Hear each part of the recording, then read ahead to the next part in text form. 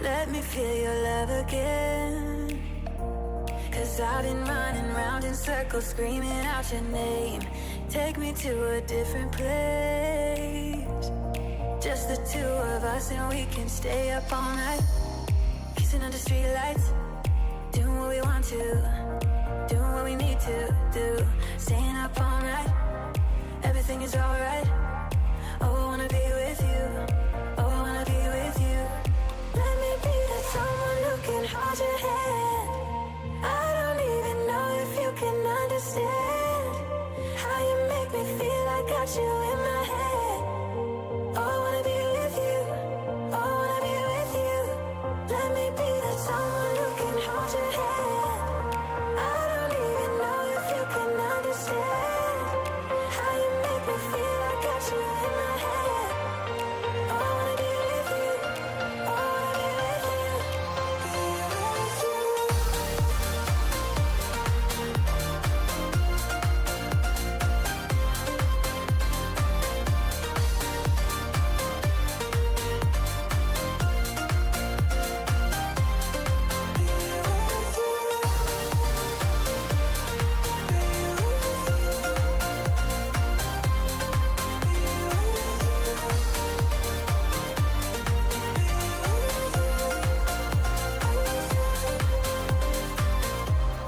All that time away from you,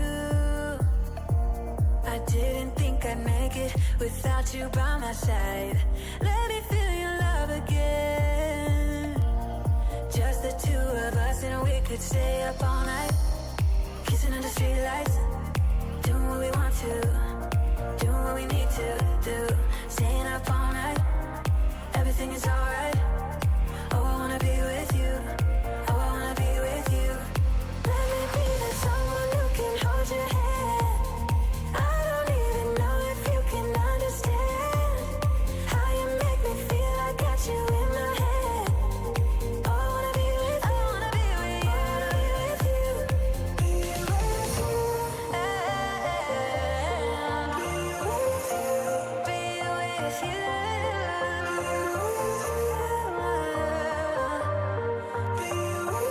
be with you. Let me be that someone who can hold your hand. I don't even know if you can understand how you make me feel. I got you in my head. Oh, I wanna be with you, I wanna be with you, I wanna be with you. Be with you,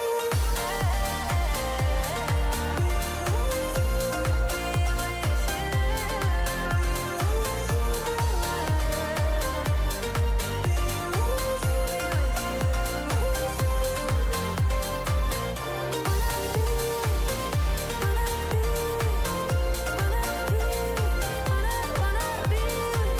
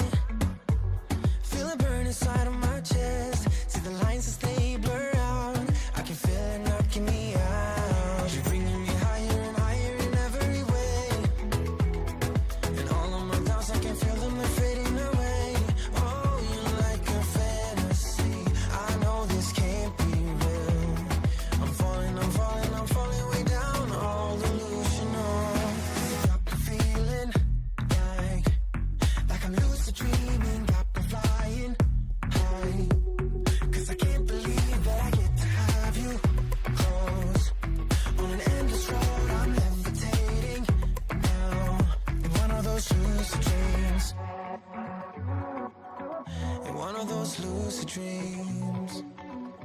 Oh yeah. Wait, you gotta tell me what you did. I saw the world turning in my mind. Oh, yesterday you pulled the rug under my feet. Still I'm trying to wake me up. What if I'm making it all up? You're bringing me higher and higher in every way. Yeah. And all of my doubts, I can feel them, they're fading away. Oh, you're like a fantasy. I know this can't be real. I'm falling, I'm falling, I'm falling way down. All illusional. 'Cause you got me feeling like I'm lucid dreaming. Got me flying high. 'Cause I can't believe that I get to have you close on an endless road. I'm levitating now in one of those lucid dreams. In one of those lucid dreams.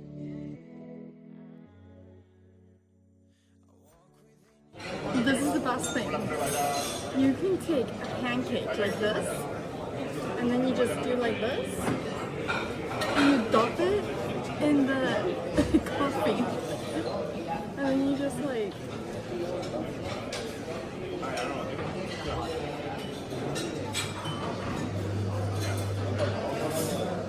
This is my third one this breakfast. I've had so many of these. Like, this is all I'm consuming before my round. I hope it doesn't make my energy crash, but it's so good.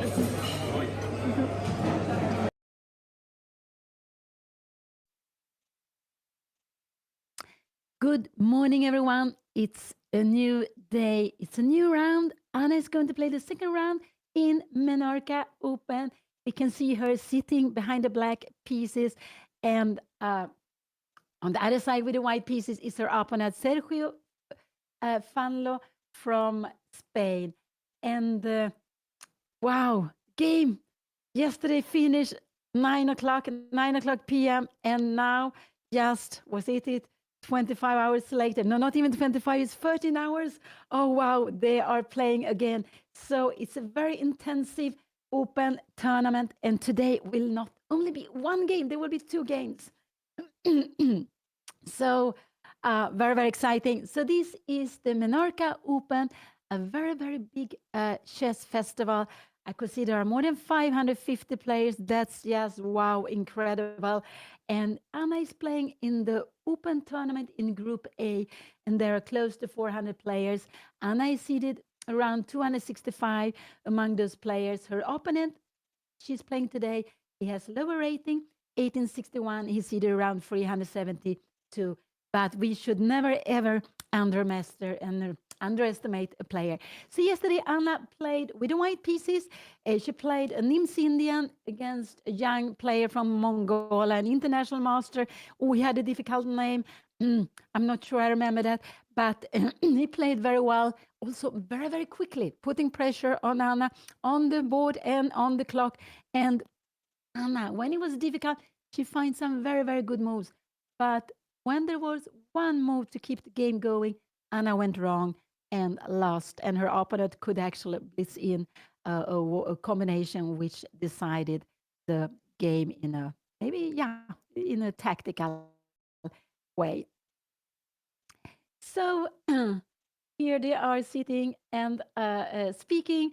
And that is actually what is so nice when you are playing a chess game. Before the game, you can have a little bit of a chat with your opponents, and you're shaking hands, you're playing the game, you are fighting as hard as you can.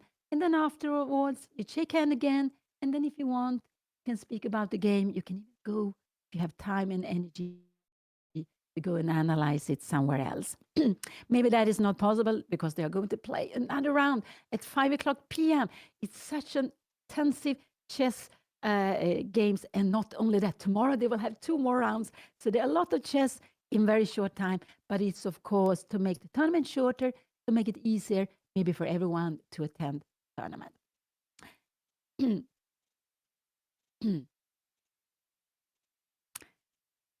And I can see that, oh, sorry, on my voice is going.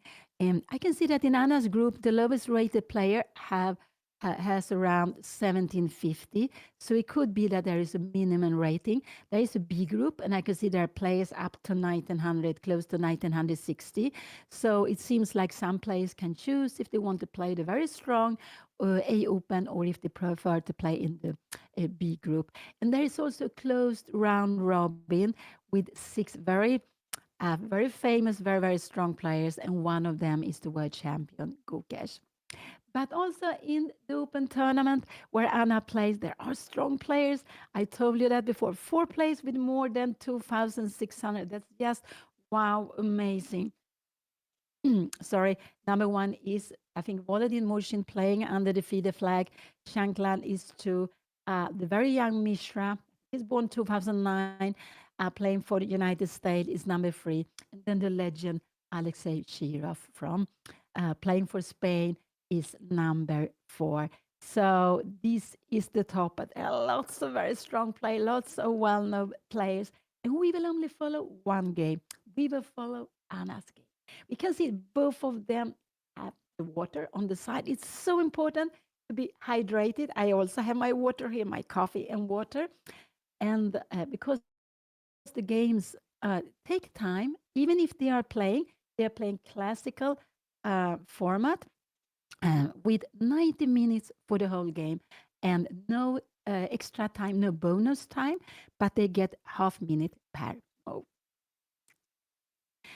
When you lose a game in chess, when it's yellow rated, and most tournaments are yellow rated, you always lose a rating. But Anna lost, I think she lost more than 2 points. She lost almost the minimum she can lose because the gap to her opponent, it was rated 2,418 and it was like 350 points. So it was a big gap between Anna and her opponent. Today, Anna has like 213 points more than her opponent. Here he comes. He starts with D4, the first move, which is also what happened yesterday. This is also Anna's favorite move. D4, D5 came out here now very, very quickly. Remember that when you know what to do, it's good to play the moves quickly.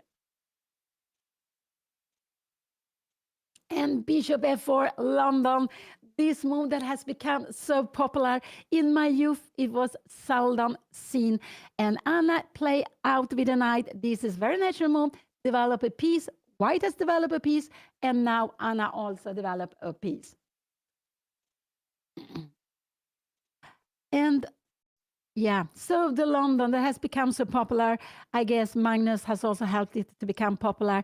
It's just a system, so you know where you want to put the pieces. You put the bishop on F4. Yeah, this is typical London, and you can see how it looks down here. And now when the bishop is out, you go out with the pawn to E3, so this bishop will be able to develop most of the time to D3. But because from D3, it will look at black's king side. So here we have the position. It's just 2-3 moves played. And but this is a morning round.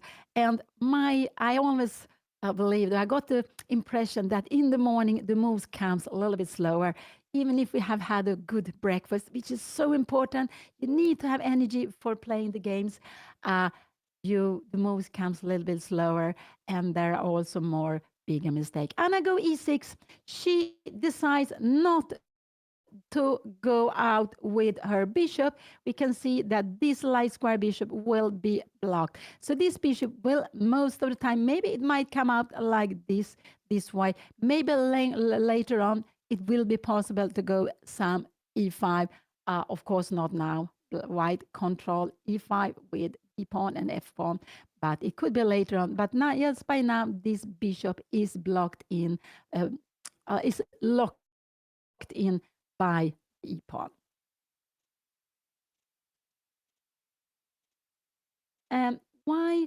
Yeah, we still need to write the score sheet, even if the games are online like this. There are lots of games online in this tournament. I don't know how many boards, but I'm very impressed to see so many games can be followed online. And that's, of course, amazing. You can sit at home, you can see your family playing, your friends playing, and it's so exciting. You can choose the game you want to follow or the games you want to follow. And wow, what what the difference from before. And why we still need to write the score sheet, I can say that I myself would be so happy if we don't have to write the score sheet. I believe it just take away concentration when we have very little time.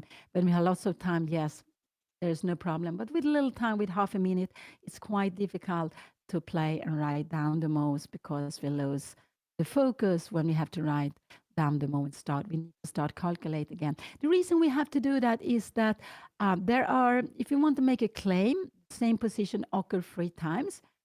We can make a claim before we make the move that will bring the position to the same so we get the position 3 times.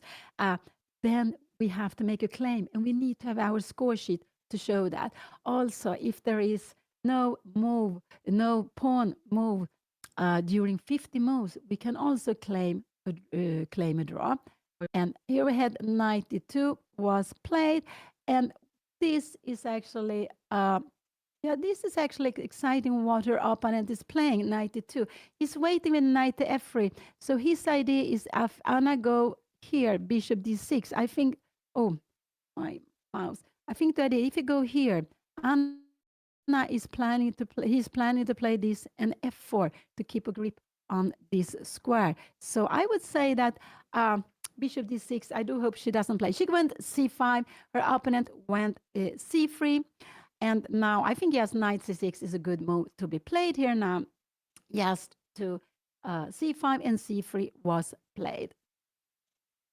And that is also logical. Yes, to keep the pawn very, very protected. And now, again, I don't like this so much. It could be that her opponent then can go take an f4. We saw it before. Just develop just to develop the knight. I think that is a natural move. This is the right square for the knight on c6. And this is a London. Look at the bishop here, and we can see this typical pawn structure that white has.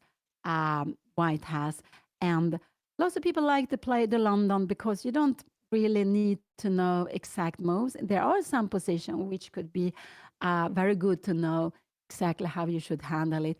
But you more or less know where you put the position, where you put the pieces, and it's just a system, and it makes it easier. You have some natural developing moves and some plans, and you don't have to know lots of theory to play it. Simislav, the pawn would have been on c6, and then the bishop would have been on c1. But with bishop f4, we have the London, and so this, with the pawn on c6, this is the typical Slav position. But Anna had gone c5. That is actually very, very good to play in this position. This is natural because c6 would be a little bit passive. Here, at least, Anna put pressure on d4, but her opponent, we can see pressure, but defended very well by 2 pieces. And now I think knight c6 is a natural move played here.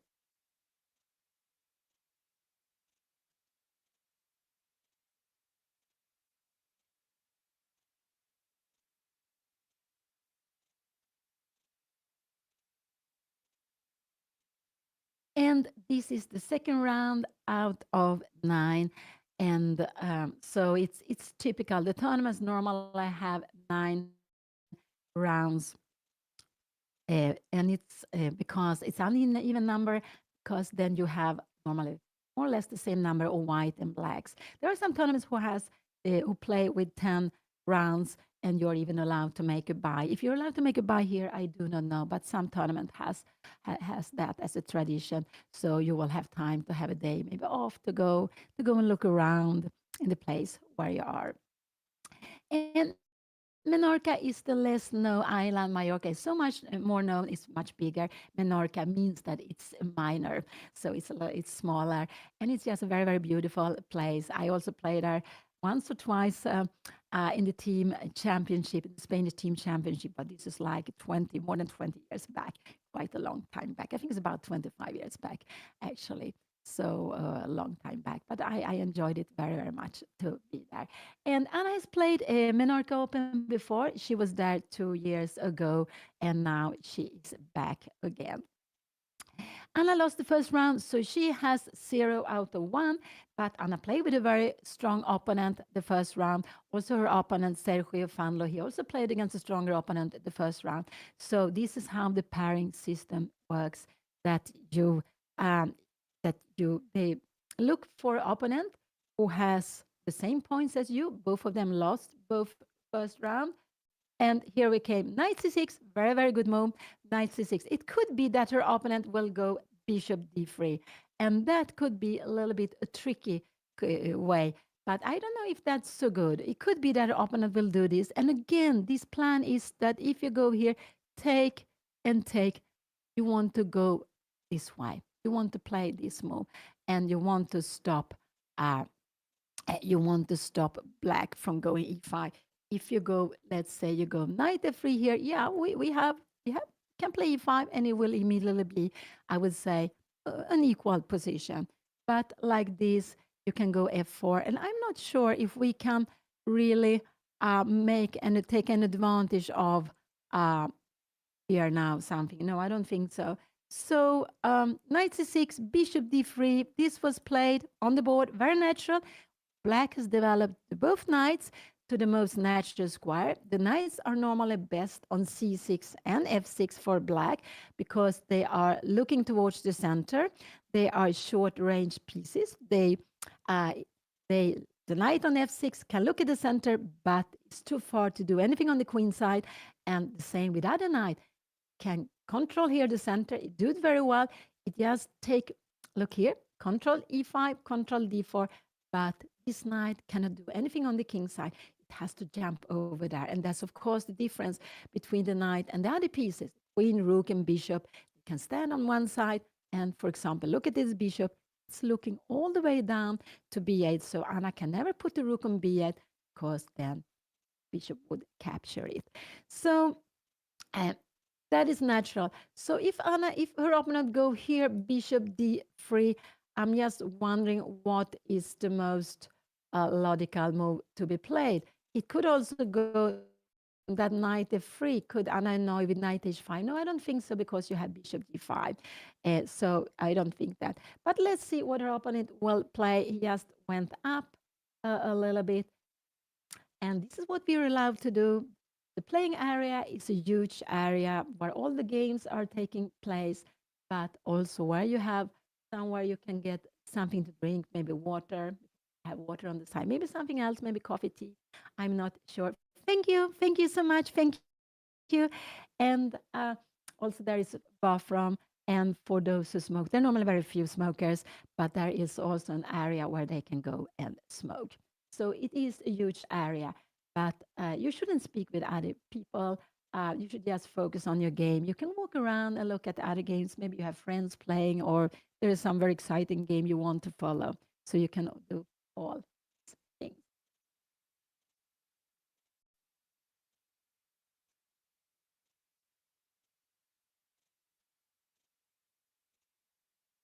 There are lots of tournament taking place. It's also the candidate tournament, but it starts later. And that is, yeah, so that is also, of course, very, very exciting. But I would say that MENORCA Open is, to me, more exciting. So, and yes, so this knight, it's on d2. It would be better on c3, but we have a pawn here. And if this knight would be on c3, this pawn would be best not on c2, but on c4, putting pressure. So this is very much about the center. Here we can see black has a good center here, but the only disadvantage with black's position, I would say, is this bishop. It would have been preferred to take it out. But if Anna would have taken it out, her opponent would have had possibility to do other things. So it is always this pawn you will need to watch, because if you go out, this is in lots of position. You go out with the bishop somewhere, it's not possible now, then queen b3 can come and you can annoy you, putting pressure on 7. So let's see what he will do. I am expecting her opponent to go bishop d3, and that is actually a little bit a tricky move. And after bishop d3, I'm not sure what is the best Anna can do here now. I'm not really sure what is the best. I expect her to play this, but then we can have this position and f4. And I'm not sure if Anna can somehow take, because now e5 is not possible at all. What can we do here now? We can take like this. You need to take it like this. We can go bishop d7, but then and the plan is if you go knight f3, yes, we have bishop b4, wow. And look at this, if you come here, we have rook c8, and this is just wow. And also pawn here, this is getting very, very good. No, you can't do that. And if you go this way, you have bishop b5. Wow, this is annoying. Look at this bishop is coming out. So did he play bishop d3? Yes, he played it. And this is actually a tricky move. He played bishop d3. He wants Anna to go bishop d6 and then to play this position. I think this is what she will do. And he wants to exchange. We can see the pawn structure. This is very here. And actually, I shouldn't take it. These three pawns, d4, e3, c3 are the central pawns here. These pawns are the pawns front of the king side. So if the king will castle short, and the king should castle short, I kind of see that you should castle long side here, then the king is very well protected. But with pawns on dark square, this bishop is very good. They make this light square bishop take control of the light square, the dark square bishop take controls of the dark square. Queen b6 is absolutely fine to play here. I would say this is absolutely a good move. Maybe this is the best move. Queen b3. Queen b6 is a good move. Wow.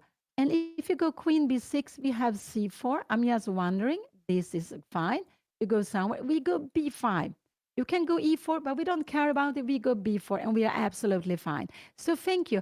Queen b6 is a move I like. And if you go here, yeah, rook b1, you can go. And now the idea, if I take, you take back with the e-pawn. You take back with the e-pawn. Because if you take, and you take like this, I have knight b4.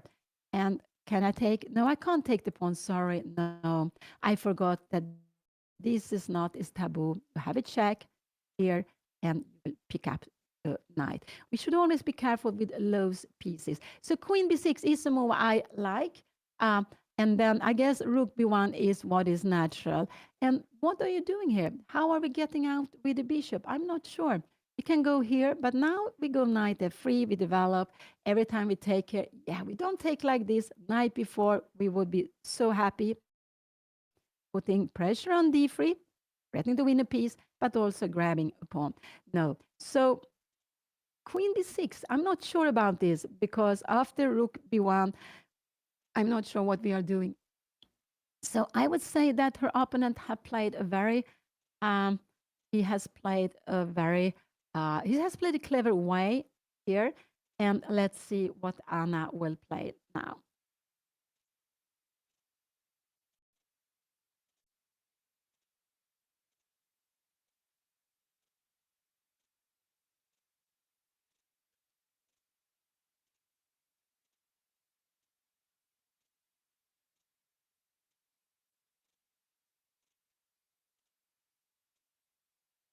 So we can see this knight, it stands in the best square because you couldn't put it in c3.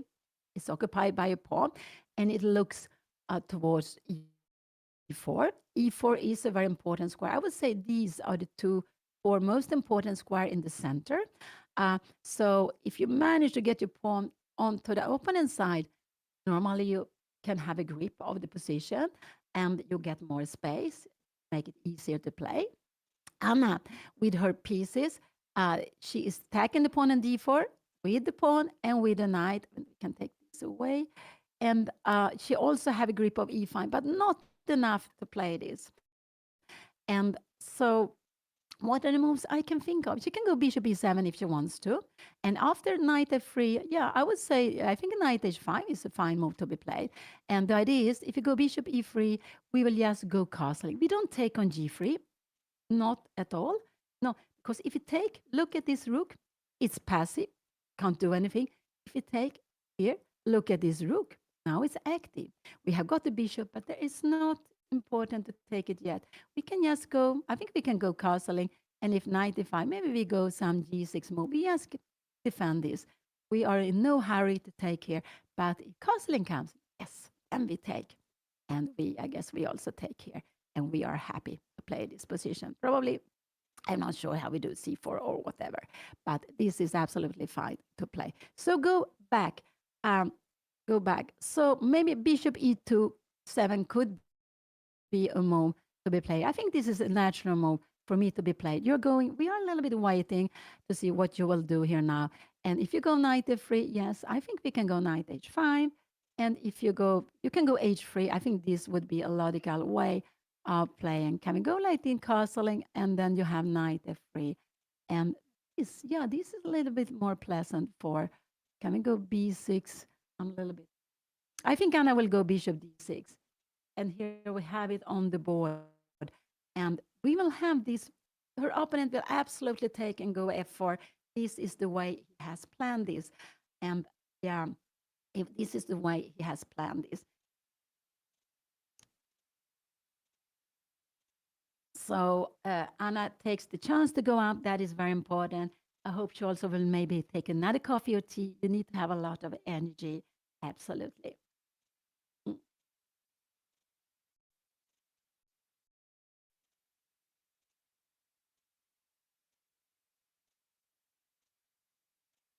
Yeah, it's also possible to go bishop g3 here. This is absolutely possible. And the idea is, again, if you take here, no, you can't do it. This rook is coming up. And he played it. He played it. Wow, I'm sorry. I didn't expect it, but I think this is a mistake because we can go e5. We can go e5. And black is just absolutely freeing the position. And he played it immediately. And I thought the plan was to go take here and to have a grip like f4. And if we take, we can only take back with one pawn, this pawn. If we take that way, thank you so much for the resubscription. If you take like this, we take on f4, but you take that away. I was so sure about that. But he just played immediately bishop g3, and this is the thematic move. But in this, then the knight should be on f3 because Anna can go e5. She can go e5. And why she want to go e5? She want to strike in the center. And look at this bishop.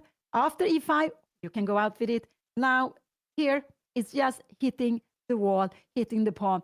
So, no, I wouldn't say it's a blunder, but I think it allows, it's a thematic move to go bishop g3.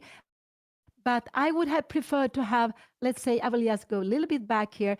I would have played like this, and this, you can go bishop g3, because now you don't have e5. So it's a big difference. But now, after what happened in the game, let's see the position. Here we have it. Our opponent went knight c6, bishop d3, bishop d6, and bishop g3. Now Anna is allowed to go e5. And only now, if she makes castling, her opponent will go knight f3. It can even go f4, but it's no sense to go f4 now because look at this bishop. It looks like a pawn. No, this is not logical. So, so Anna has the chance now, and I do hope she has take a little bit of time. She is absolutely not allowed to take on g3. That would be very good for white. I would say, look at this. Look at the rook. I told you before. It's passive. You're planning to develop the knight in castle, but if I take here, you take, look at the pawns, you want to keep them together, you want this rook to be active, and all of a sudden, white is doing very well here. This is very unpleasant to play. And if we go castling, this would be, yes, I would say, oh, we can even do this. Oh, there are just winning attacks immediately, because if you move away the knight, we have a mate in one. So it is absolutely not possible to take on free. She can take on e3 and go e5, but if she goes, she should go e5 directly. So that is absolutely a very good move because like e5 directly, and if you take, I assume we will see like this, but we go bishop d7, and look here, we have got a very pleasant position. And now, oh, no, this is a threat. You need to defend against it. Maybe queen e2. And now maybe we even can go along puzzling. I don't know if you can go c4 here also. Yeah, maybe not because you are exchanging a knight f3 and you have this square. So that is just not important, not necessary to play like this. Let's see if Anna will go e5. Let's see if she will go e5. I'm so exciting because it's such a good move. And she is thinking, but you know, when you have gone up and you're coming back, yeah, it's about equal. The position is absolutely about equal, but I want to have an equal, which is easy to play for black. And with e5, then it would be easier. It's easier to play this pawn. I think this is just improving black's position. You're allowed to free yourself. You're allowed to develop the bishop, and it will be an equal position. But it is like this with black that white normally from the beginning has a tiny advantage, and with e6, the bishop was locked in. I didn't really see how to get this bishop into play, but now with e5, she will be allowed. And I'm so nervous, so nervous. You can see her hand is up, is up, on her way to move. They're both focused on the game, and my heart is like this. It's only in the opening, but it's just a very exciting moment because there are some very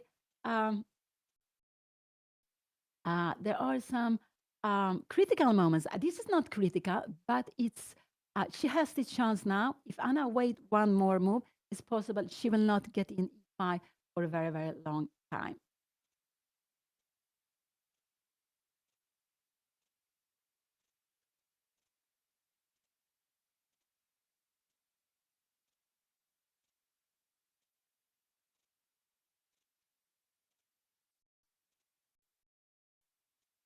Oh, oh. So e5, she played e5. Wow, it comes before on the board, and I'm so happy to see the right way. That is absolutely a very good move to be played. And I'm also very happy that Anna, when she come back, she's sitting a little time, and you shouldn't rush. I just believe that her opponent, when he played bishop d3, it was a thematic move. He has put up the pieces the way he wants, but he forget that he gave Anna one opportunity to play to free herself. And here we see this very strong e5 move. I'm very happy to see it on the board.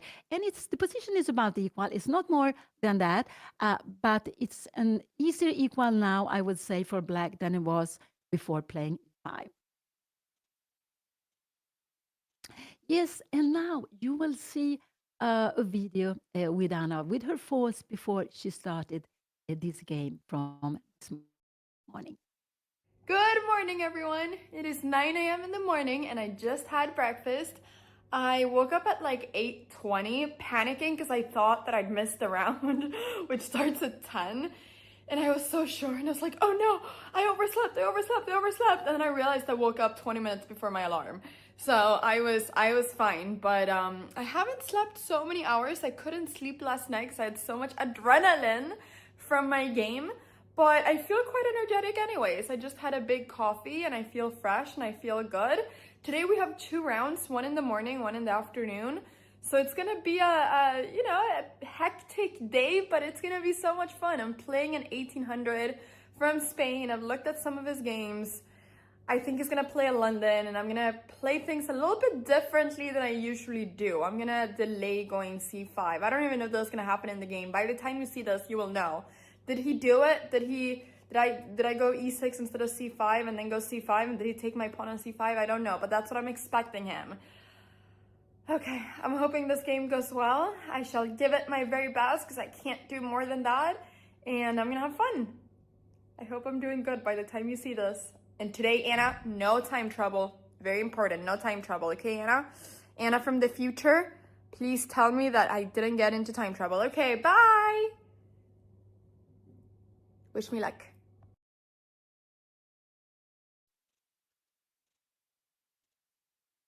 So here we have it back. And now it's important Anna take with the knight. I'm a little bit surprised she takes, because if you take with the bishop, her opponent will go knight f3 and win time. So take with the knight is absolutely the move she should play. This is absolutely the move she should play. I'm a little bit surprised she thinks here. So let's see. Wow. But yeah, that you could hear Anna's fort in the morning. She expected her opponent to take on c5. He didn't do that. He played c3. But now we have this position instead. And it's normal to take with a knight. It's actually an important move. If you go like this, I don't like this, her opponent will go knight f3. And she cannot take here. She will need to come back. So her opponent wins time. And now her opponent will go e4 very soon. So this is not a good move to be played. She needs to take here. Her opponent can take this, but this is no problem. We have got the bishop pair. We are happy to play this position. We're absolutely pawn like e4. I guess we will just go here, knight take, and we will just play this. This will be very equal position, and I will just show you that this, now I go very, very far away and check here. This is no problem because this bishop is now out. With the pawn on e6, this would be a problem, but now we have bishop f5 and black is winning. So, oh, yeah, I'm not so happy Anna take her time here. This is very important to play knight take e5. This is absolutely important. It's not that anything, but after if she takes like this, knight f3, and remember, we don't want to play this position really. Okay, it's open in the center. Maybe we can play it, but I think it's just, I think it's unnecessary to play like this. Can you go bishop e2 here now? Queen b6. Can we go long castling? I'm just wondering. And rook e8. Maybe this is, I'm not sure. Maybe this is absolutely fine to play. So it could be that going here, knight f3, taking on g3, take, and castling is fine. We can start with bishop g4. Maybe the queen comes out somewhere and yeah, develop. We can wait with castling. So maybe I'm wrong. Maybe when the center is open, it's possible to take. But this is for me the absolutely natural way to take. We are hitting a bishop, which has to move, or white has to give the other bishop. So we will get the bishop pair, but it could be that Anna doesn't like knight f3. I'm just wondering, can we go bishop d6? Maybe we can go here and e5. Maybe we just go castling here and castling. And we just play this very slowly here with developing in the pieces. This is, it's maybe equal, but it's a little bit more pleasant equal for white, for black. Have the two bishop, and after h3, of course, we are keeping the bishop. We're keeping the queen, and we will go maybe bishop g6 later. So this is far away. This is a game, but knight take e5 is the move I would like. Yeah, we can say it looks very equal, the position, but we keep on playing them. There are always ideas to keep on playing. They also have a quite quick time control, so I wouldn't say it will be a very it will be maybe equal position, but with the two bishops, you're absolutely fine. Let's see. She took with a knight. This is the natural move. This is absolutely natural move. In a blitz game, this is what you would do immediately. But she took a little bit of time, and I would have preferred maybe her to play a little bit quicker. We can see that Anna is down. She had used like 20 minutes for this first. How many moves is that? They have played move number 8, and I think actually that she took a little bit of time is more because it's a morning round, but taking with the knight is absolutely the natural way.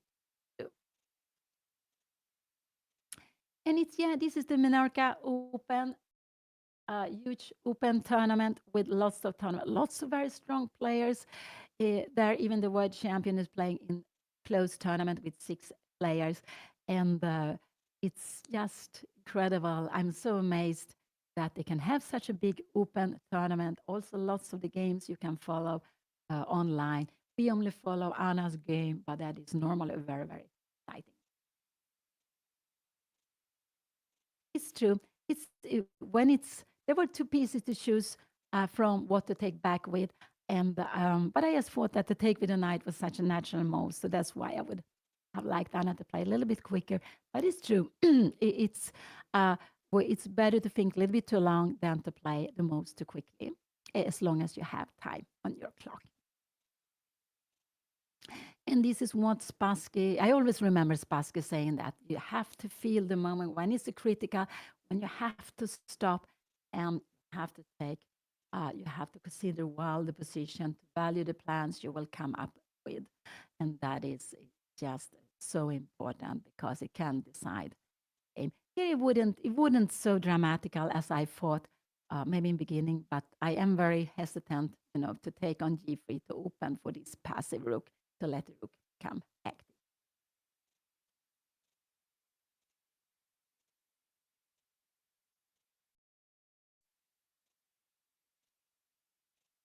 And it's so nice to see this wooden board. You can also see, yeah, they have the score sheet, the Anna score sheet from far away, and they have to write down the moves.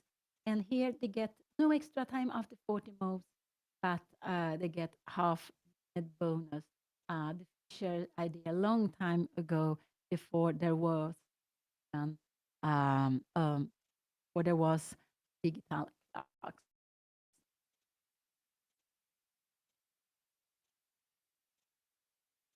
And we can see the time on the clock. That is so, so nice. So the digital clocks, everything has just make it so much better with playing. Get help to at least have little time for each move. Or we didn't have it. We had just 40 moves, maybe 2.5 hours, 2 hours, and it just had 1 minute left for some. It was very, very, very tough. So, so it's so much better with the extra move after, extra time after.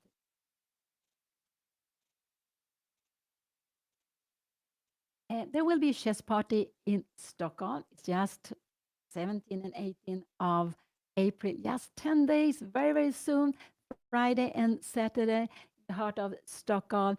And Anna will be there. Judith Polga will be there. Gotham Chess will be there. Andrea Botes will be there. Lots of other people will be there. I will also be there. So if you're interested to come, you haven't bought your tickets, you can buy them. And if Anna, you will get a discount. Oh, you get discount of 10%. So, uh, where would I go with the bishop?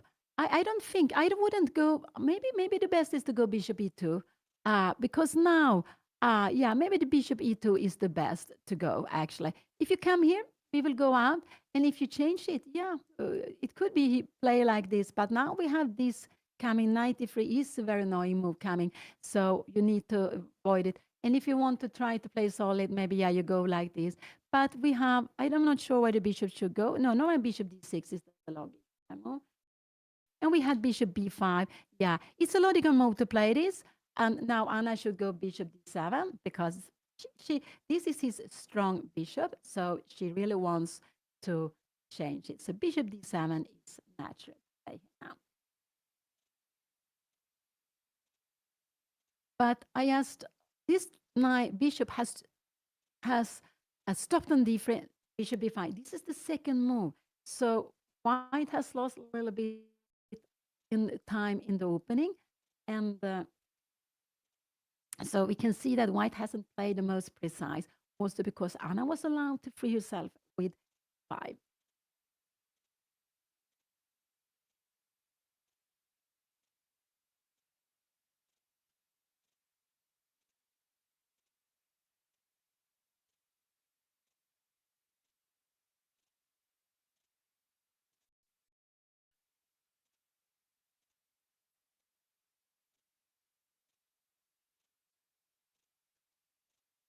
And bishop d7 is such a natural move. I think we'll see it now on the board. This knight is very good here in the center, and you want to exchange this. You don't mind to exchange this bishop. This is the good attacking bishop, and so why? So this is actually a very, very natural move to play. And I think you will see it here now on the board. Here we have it, bishop d7. And now a move like a4 would not be so good. I think we just can take, and we can go knight 3 here now. And you will not be able to castle. I guess we will, yes. And we can go c4.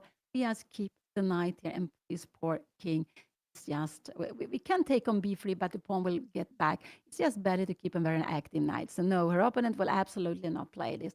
So what can her opponent play? Yeah, and queen a4 would also be a mistake, I guess. We will go check here and here, and what will we do now? Maybe just take on b2. And if you take here between, yeah, we can take both ways, absolutely take. And now we take with the king, we defend our bishop, and we are doing absolutely fine.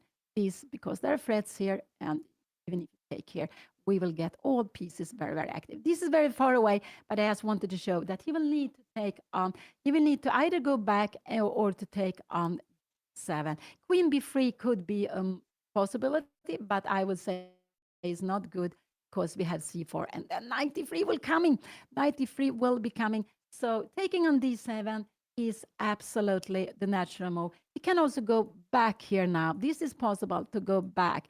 And in a move like this, Anna can queen e7. Maybe she can also go bishop c6 if she wants to. I'm not sure if that would be fine. So I can only see 2 moves for him to play here now.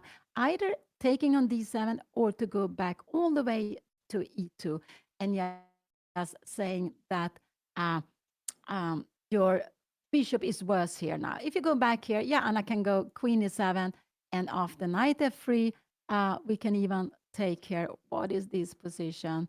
And yeah, look here, and we can actually start going something like b5. And the idea is to go, let's see, I just want to show. I think the idea is actually to go castling, and then we will go a5 and 4. 5 and 4. I just want to show the plans. Very far away. So bishop d7, this was very, very natural move, absolutely. They are playing 9 games in this tournament, 9 rounds, 1 game in every round, but 9 rounds in 6 days. And there are close to 400 players, so there are close to 200 players, 200 games going on. There is also a B group, and there was around 150 players, so there are around 75 games going on there. And then you have a closed tournament with 6 players. So you can see so many players. They are close, between 550 and 600 players. It's amazing. And there might be spectators, family who are also there. So it's a huge, huge chess festival. And it's an international tournament. I could see there are players from 52 different countries. That's, wow, that's amazing. I also, when I counted the number of grandmaster, I believe there are 38 was a number I could see, but there are close to 40 players, 40 grandmasters. And that's also very, very amazing. There were more than 40 players over, there are 4 players over 2,600 and 31, I think, over 2,500. And Anna, she see the number 165 among players, and her opponent 172, I believe. So it's just, wow, so amazing. And when it's shorter, it's only 6 days. It's very intensive with chess, but of course, makes it easier to take time off from work, from family, whatever you need to do, from studies, come and play chess. So that is, of course, one good reason to have double rounds.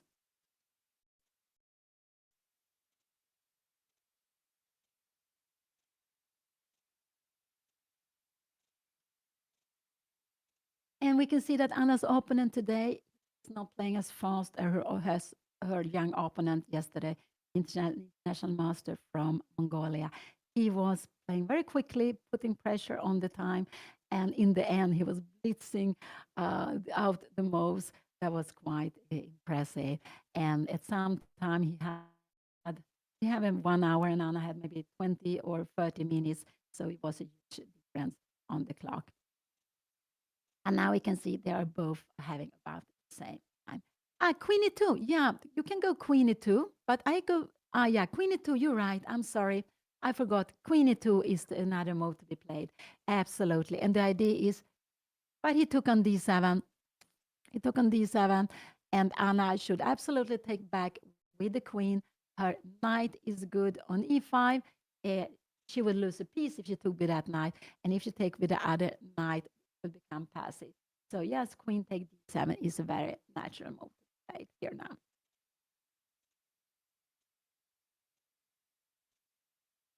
No, there are players from around 52 countries, not 200 countries I could see.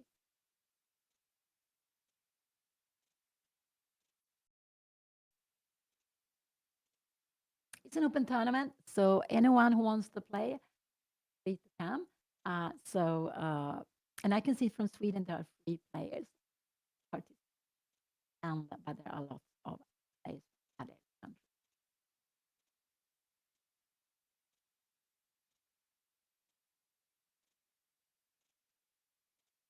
I don't know. This is also very, very natural move to take back with the queen. So I'm a little bit worried that Anna is taking time here because taking with the queen is actually the only logical move to play here. I'm just wondering. I think she's because if you take with a like this she's planning like this, but this I don't like. Knight df3 check. Can we play this? Yeah, because you can go. Yeah, you can go with this knight, and then this pawn is hanging. No, this I don't like. You need to take with the queen. Oh, this is just such a natural move to be played here now. Oh, I'm sorry. I will see if um, I can have my microphone a little bit closer, and so I hope the sound will be better. So queen take d7 is a very natural move to be played, and I am a little bit, yeah, again concerned that Anna takes time for this natural move, and yeah, queen take d7 makes most sense. She needs to have this pawn defended. Mm. So I will try to stay like this. I need to be very close to the microphone.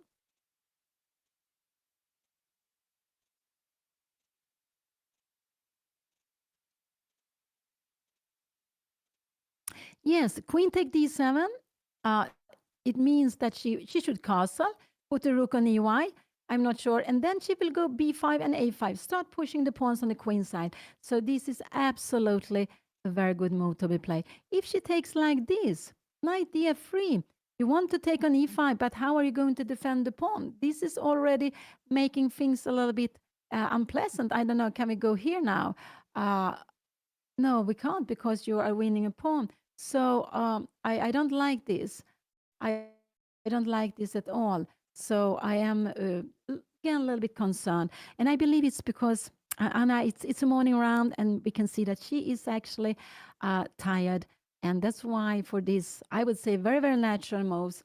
If she comes here, there is a threat. If you come here, we have queen b5 maybe also.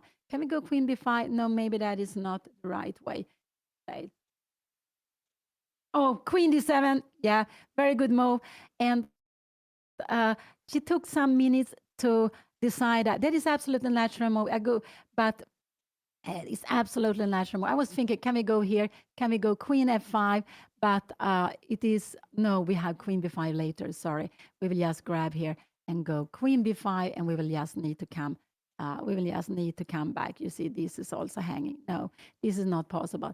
So she took back with the queen, the natural move, and but it became a little bit exciting because Anna took a bit of time for this move. But it's the natural move. The knight is good here in the center. We have a big threat, knight d3, and then remain with the knight in the opponent side of the board. This would be a mistake. Check here. We can take on b3. But we can also go maybe c4 if we want to, or maybe we can go, yeah, we can do like this, take here, and we can go queen b5. And this is, wow, if you come here, we will just go, oh, look at this, knight f4, it's a mate. All of a sudden, it's a mate. It's a beautiful mate, actually. Let's go back. So now Anna has a huge threat to make a check. And then either to remain with the knight there, or maybe she might even have some, yeah,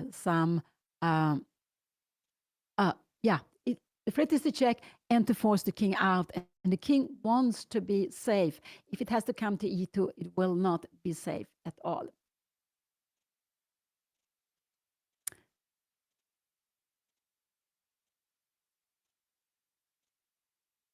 But we can also see the position now here. The knight is very good on f6. It stands here close to the king, so it does two things. One is defend d5 pawn. It does more than two things. It also defend d5 pawn, control square e4, but it's also a good defender of the king. So if Anna castles short side, this queen can never come off. A queen alone wouldn't do anything. But if it was a queen and another piece, you could try to start anything. But this knight also control the square. So this is a very good and natural square for the knight. So all the pieces are good. The queen is better on d7 than on d8. There is no check. You might be preparing to go b5 later on. So let's see what her opponent will play here. I expect her opponent to go queen e2. This could also be a move, knight f3. But then maybe we can go knight c4. We are looking at this. And if you go like this, I'm not sure. Maybe we even take here taking back, and we go, he took on e5. Yeah, nothing. He doesn't want to have any problems. And so he took here. Anna took back. We will see a knight g f3. Finally, this move is coming. But we can see this bishop has gone bishop f4, bishop g3, and bishop e5. So with the both bishop, he has made one extra tempo. And he's changing a bishop for a knight. It's about equal position.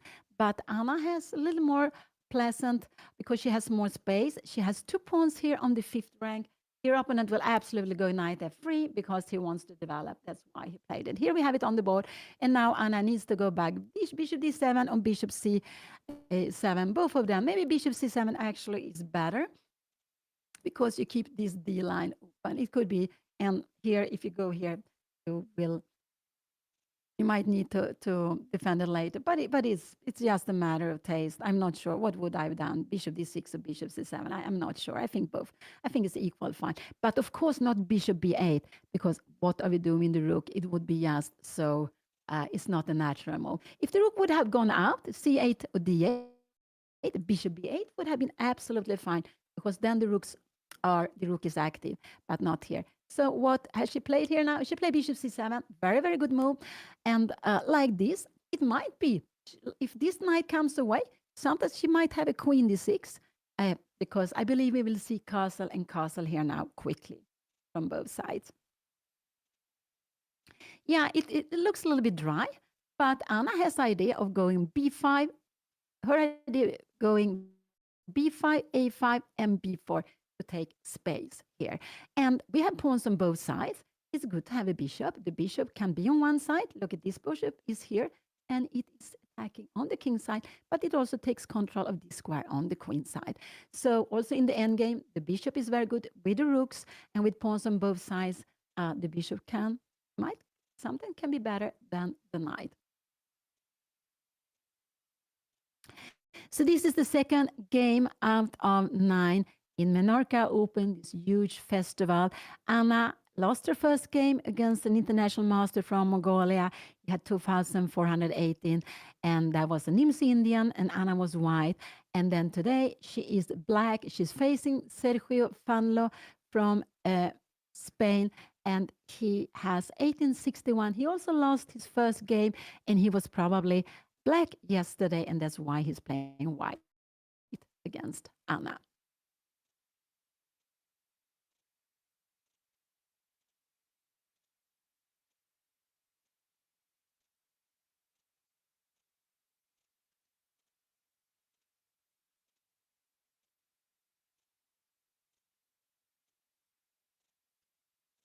Yeah, I guess some of the players, when you're coming to Mallorca, of course, you also take the chance to make some tours, maybe to enjoy it if it's very good weather.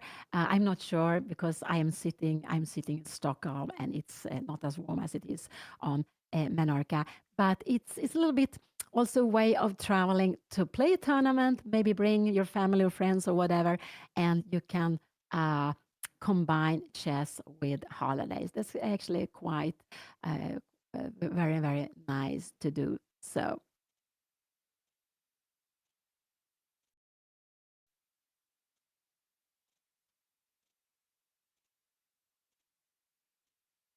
It could be he will go out with a queen. It could be. If it's Anna to move, maybe it's queen b5 coming now. It could be that queen b5 would be an annoying move for Anna to play here now. So no, I don't think it's so annoying. I think Anna to move, she will go castling. So the plan for Anna is to go castling and then maybe to go b5. Could your opponent want to go c4? I'm not sure her opponent likes to go c4 because with the pawn on these pawns are on dog square. They restrict this bishop.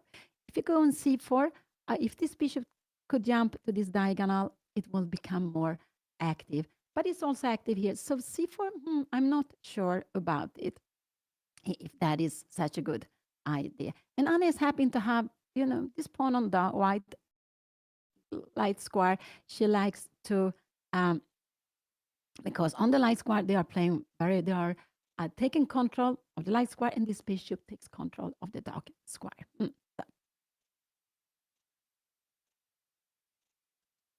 Neither have castle yet, but I expecting both of them to do so now. That's very, very natural.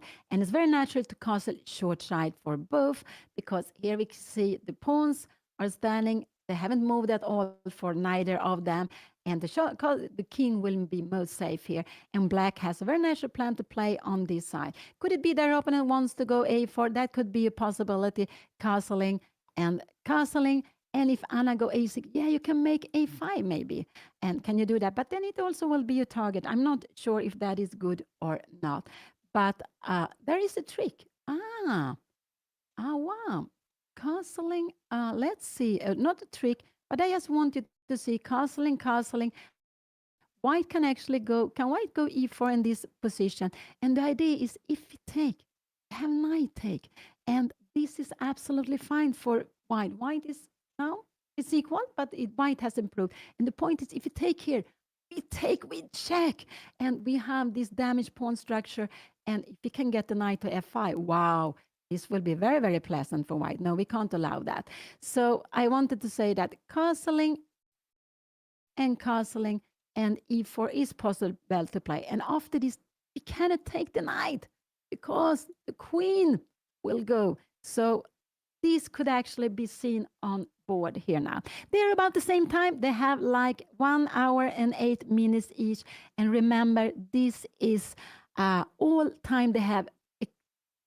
And the only bonus they get, the only extra time they get, but not only, it's worth so much, it's half minute after each move. But when they reach 40 moves, there will absolutely not be any extra time. They have this time and plus 30 seconds after each move. So it is classical game, but shorter, quicker, and it's quite common to play like this when you have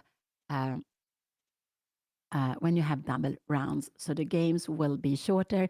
Normally the games are like 3 or 4 hours long. Normally not like 5 and 6. So they are shorter. Yeah, castling is absolutely a fine way to play.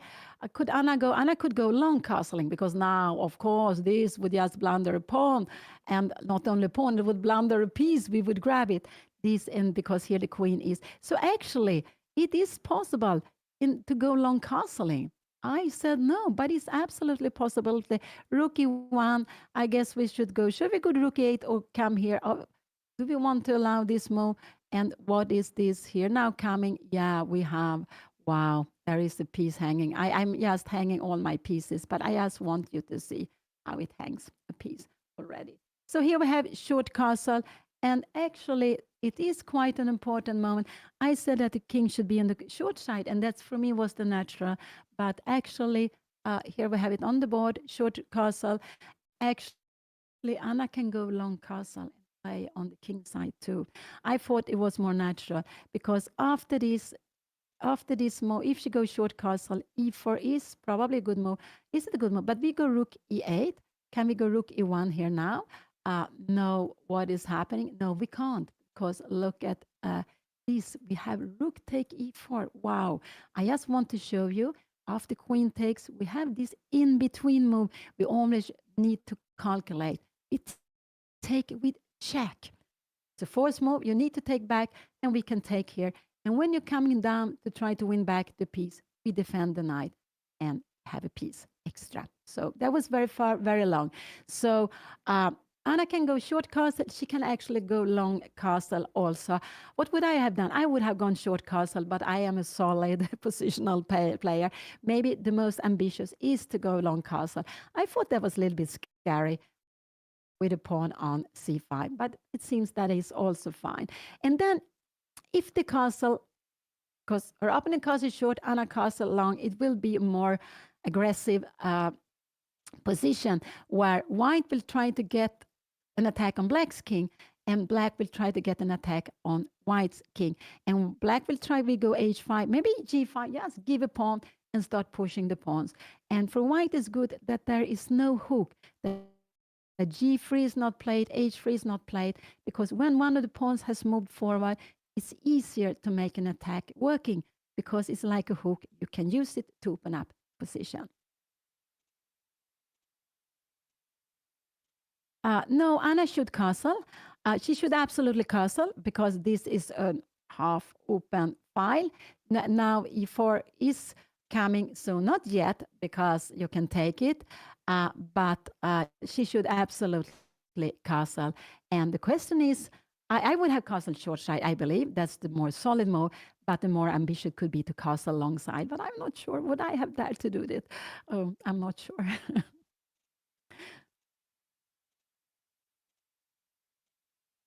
And it's true. It gets a more exciting position if you castle one castle on one side. Let's see if Anna castle long side and her opponent castle on short side. So that is absolutely a more exciting position. And then it will be a race to see who will get to the other's king first. And her opponent will try to break somehow, maybe with c4 or with e4. These are the way to open up the center. This is a saying that when your opponent is attacking on one of the side of the board, on the flank, you should open up in the center. But e4 is coming soon. I guess her opponent might play queen e2 and e4, or maybe rook e1 and e4. So it's good to put away the king, and we can see all pieces are developed. They're standing well, but there is still a king in the middle. So we should put it into a safe place first. And always remember that it's number one rule, I would say.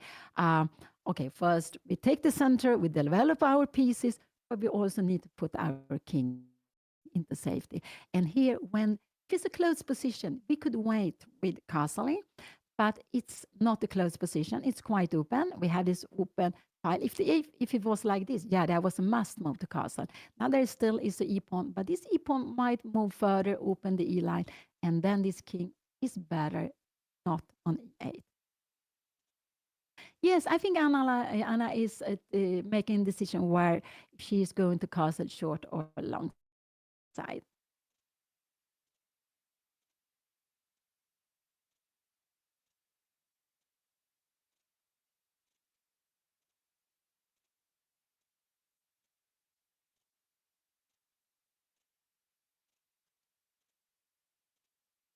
I am not sure if Anna analyzed, but I believe she analyzed in Swedish for herself.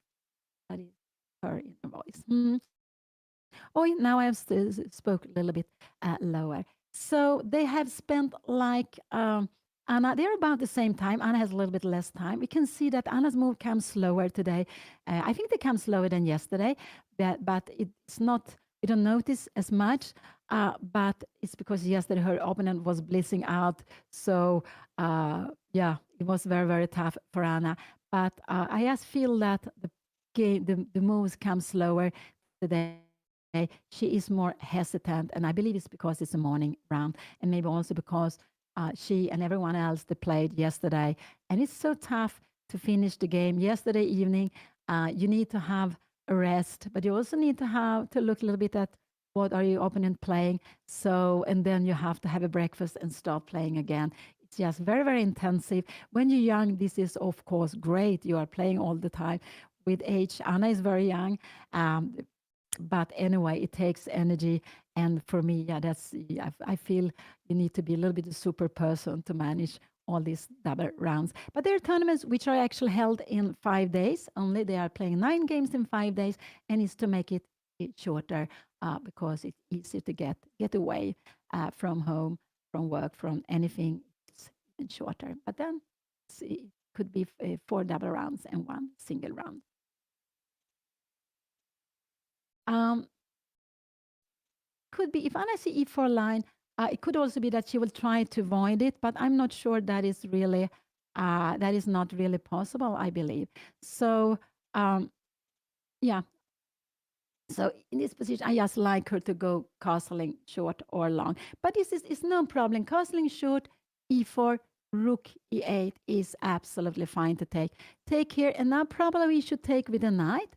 And it's because we have this idea. Let's see, you go rook e1, then we can knight f4. And let's see you make something a little bit slow. I just want to make something here. And we are jumping in on d3. I don't know if we can make something like this. Maybe this is not so good move. We should just jump in here. And we are trying to maybe get also the bishop to point at f2. But it's very annoying to have a position like this. Maybe rook to d1. And look here, we have pins here, and we are attacking f2. All of a sudden, this is getting scary here now. I'm not sure really. So it's scary for white. So it's not the problem white get in e4, but black should not take it. I'm here commentating on Anna's game, and I do not play so many open tournaments now when I'm getting older, because you need to have so much energy, and I couldn't play, I couldn't play 3 double rounds. I don't have energy for that. That is too much. So I'm very impressed by all the players who are sitting there and are playing. They are playing like 5 games yesterday. Today's 2 games today. They will play 2 games tomorrow. So 5 games, just 2.5 days. That is quite a lot. But I enjoy very much watching the tournament, watching Anna's games, and be here with you and comment on her games. And I try to give you what is her idea. So why is she thinking? I think she is deciding where she's going to castle, short or long castle. And that shows that she is a more aggressive player than her mother is. I believe I would have gone short castle.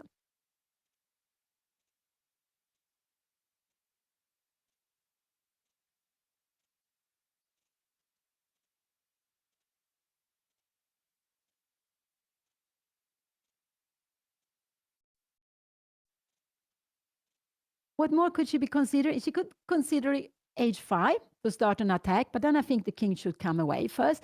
She could consider b5, but I don't like this because you go a4 now, and we need to put this pawn here. And look at this. Now you have a stronghold for the knight, but the best is maybe you don't go here directly. Maybe you start with queen b3. We need to defend it a5, and these are on dark square. So no, this is getting pleasant.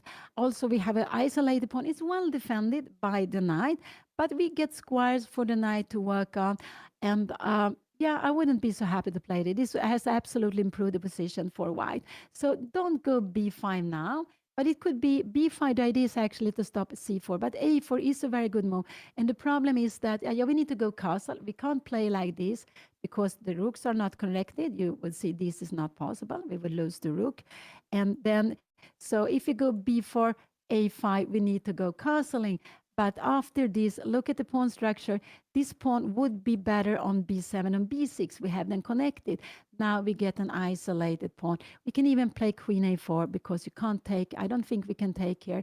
Now I think the queen will be rook a3, and we will lose, not the queen, but we lose a piece. There is nothing else we can do, and you can just take it. I will show it just to the very end. So it's a piece extra for white. So go back. So I don't like b5, not at all. And so I don't want to make action. I don't like h5 or anything like this either. I like to make a decision with the king, short or long castle here. She can also go maybe queen e6. No, not queen e6, I don't like. Maybe queen c6 here. And the idea is e4, yeah, we will just grab it. You can't go e4. And c4, yes, we will go here, knight takes c4, and we can go castling. And this is fine. This is fine to play also for both of them. But you have got maybe can we go a4 just to try to keep this knight here. But this bishop is quite good, and in the long plan, black has one extra pawn more far away. In the long plan, black will just go and push this knight away and play with an extra pawn on the queen side. It's maybe a little bit, tiny little bit more pleasant for black, or close to equal. Yes, that's what I think. First decide where to put the king, and then after to decide where to push. If the king is on the queen side is here, decide. If it goes here, then you can push h5, and you might even push g5. But you can push h5, try to get the pawn to h3. And if you put the king on short side, then you can start playing on the queen side after that. And they have just played move number 13 for white, and Anna, she has spent like, is it about 10 minutes, and close to 10 minutes, but I can see the moves are coming quite slowly today, so I'm not so surprised that she takes time here now. Yeah, she's thinking long here also, but she was spending time for 2 moves I thought was very obvious, so it is just that the move comes very slowly today. And I believe it's because morning round. I myself think it's so tough to play 10 o'clock in the morning. Sometimes you have rounds starting at 9 o'clock. And the earliest I have played is to start at 8 o'clock. And when I was young, it didn't matter. We played 3-4 games that day. But it was when I was grown up and I played at 8 o'clock, that was actually too much. It was a double round with a very early first round. Yeah, Anna has played absolutely perfectly here. Absolutely. Very nice, very fine. Her opponent has made some, I would say, a little bit hesitant moves. And it's a little bit more pleasant for Anna because he has lost time. Bishop d3 before coming with bishop to b5, exchanging bishop. He has lost time with the bishop to g3 before exchanging on e5. So he has actually lost to tempo.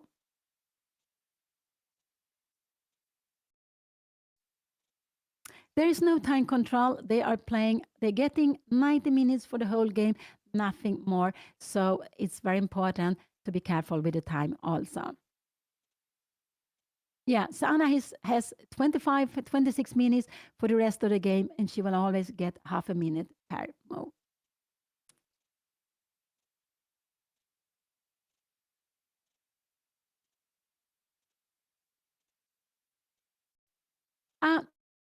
Now, the issue of playing long castle is that when the kings are on different sides of the board, it will be a race, and Anna needs to try to keep her queen side close, queen side where the king is standing close, so her opponent cannot get to her position. But it's absolutely fine to go long castle. The most solid move is to go short castle. There is no time increment after 40 moves. They play the quicker classical format, which actually was played even in the Olympiads like 15 years back. Or yeah, I think it was 2008 when we were in Dresden. We played, it was like that, and maybe some more Olympiad. And but now it is not common in official FIDE events, I believe, not at least when it's not junior events, but in open tournaments when you have double round, make the games shorter.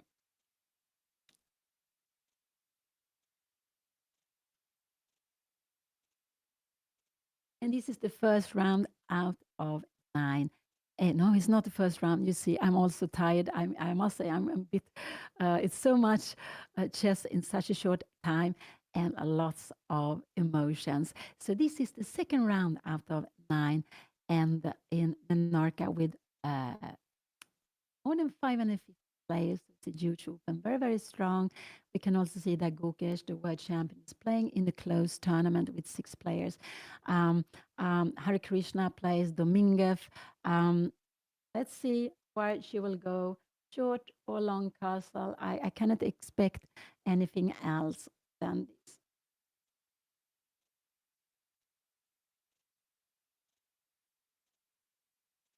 She had her arm up, so she's on her way to move, and it will be very, very exciting to see what she is going to do. But of course, I expect her to. I expect her to castle.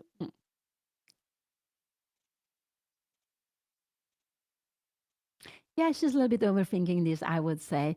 But okay, it's a huge decision where you put the king. It's absolutely a huge decision.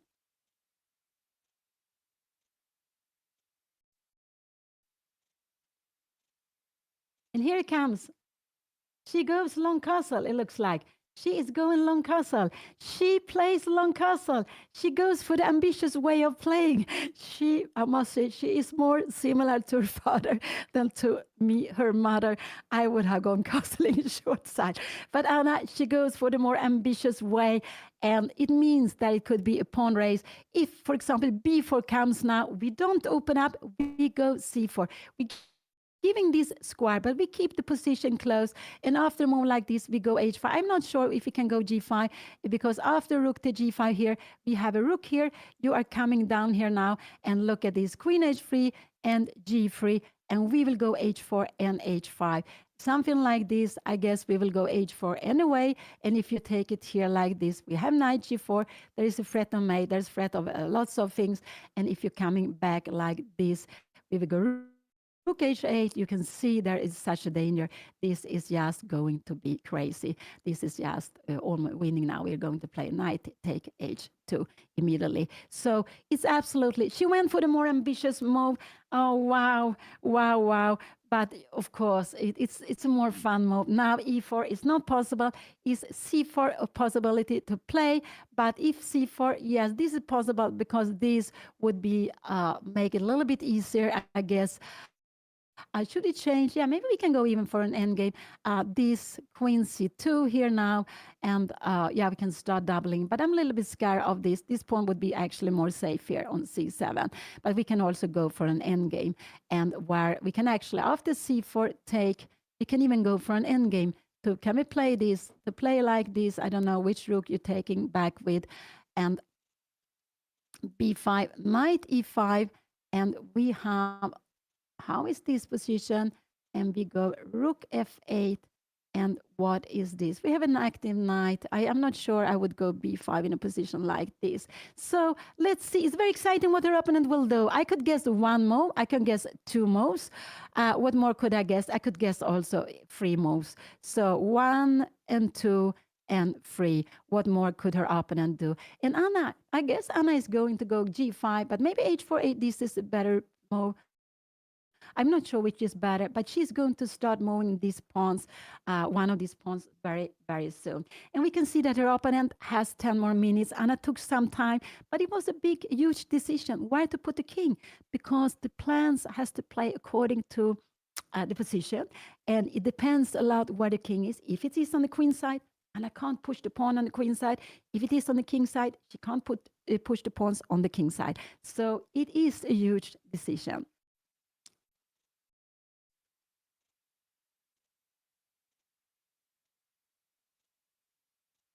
Yes, I think so also. If Anna would have castle quickly, it would have been short castle. But when she was thinking, she was absolutely considering this to make a long castle. And now we have, again, a very exciting position. Wow, what will happen here now? The king on the queen side. She is not scared of it.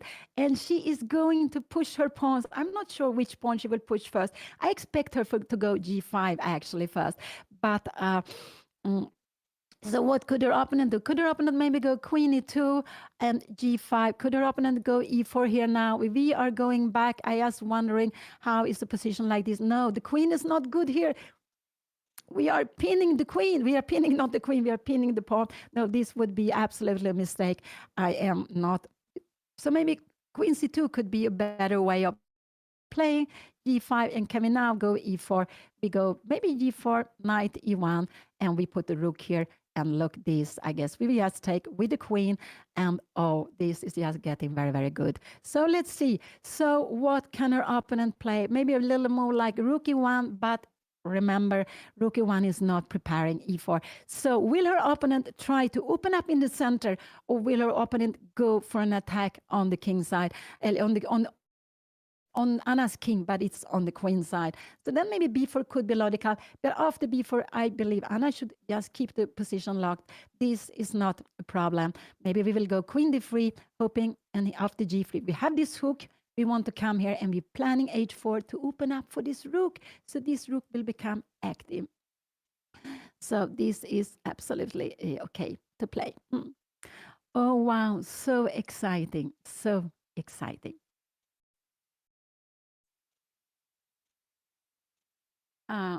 And it's also important to 95 is not a threat. Not now, maybe before.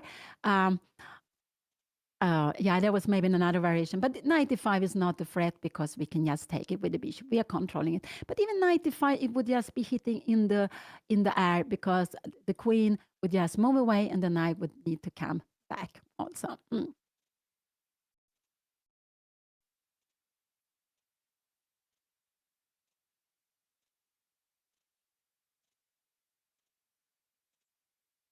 So normally also it could be that, I don't know if you need to put the king on b8, there is no danger here, but if you move like queen a4 would come, it can't come now, but then you need it. And lots of time when you make long castling, you need to make an extra move to put it here because it is a little bit safer here on b8. But now it seems like it's not necessary. When you make short castle, normally the king can stay on g8. Sometimes you need to move it away, but mainly you stay on g8. So it's a little bit different with long and short castle. Long castle, lots of time you need to make an extra move the king a step further to the corner on the king side. And when you make short castle, yeah, normal, that's enough. Oh, so exciting. And yeah, the move I can guess is 1. I can guess 2 if you want to play in the center. I can guess maybe something like this, also 3. This is the move I can guess. This was not such a good move. I realized because e4 is not a plan. We always have rook e8 pinning the. No, so then g5. Can we go something like rook d1? We go g4, knight h4, and maybe we should go queen b3. And here we have it. Queen c2 was played. He played queen c2. He wants to go e4. This is quite clear. Or he wants to go c4. He puts the king here now. He puts the queen on the same line. And I could go king b8, but this is absolutely fine. I guess we will see maybe a move like c4. I'm just wondering how is the position like this, and how is the position like this? I'm just wondering. Queen e6. Can we go queen f5? Here, and we are just maybe we just go. Can we go king b8, rook c1? I'm just wondering a little bit what is happening here now, and both of them are waiting. But this is fine for black. We're not worried to play the end games, but we have a little bit to keep here. I'm not sure we should go d4. Now this pawn is maybe hanging. If you take here, we can't take like this because we have knight b3. And also, we want to keep the pawns. We're hoping for something like this. The pawns are again connected. Look at this pawn structure. Oh, I made it wrong. This knight don't have any f5 square to go to any longer. So queen c2 was it absolutely fine move. You have the queen here, but you're also looking at the square f5. So I expect Anna to go g5 in this position. What more? King b8 could be a move also. b4, c4. I think her opponent might go rook d1 and now to go g5. But it's a little bit of a race. But now we have b4 and we can't go c4 because you have knight takes c4. So no, we can't do that. But it's absolutely natural move to play. King b8 is one move. Sorry, here we have the position. This is one move I could expect. G5 is another move. Could H5 be a move also? It could also be possible to play. But maybe I like G5 here. And the idea, you can't really take it. We go, I don't know, can we come here? We have F4. Oh, now this is getting very crazy. And if we come here and we go F4, what could it be? We have knight G4. We need to put the rook on E1. and we have, what is this? We have this very beautiful blow and take, and we will go rook, take g5, because it's a pin. You are not allowed to take it, then it's not possible. So go back. So will Anna go g5? Oh, that's so exciting. Does she dare to go g5? And what is the point here? We bring a rook here, and if you're coming back here now, we go queen h3. I'm just wondering what more we can do. Queen e3 and g3, and we start with h5. Remember, this is just fantastic to play, and this is not possible. We would just grab it. It's a pin here. So go back.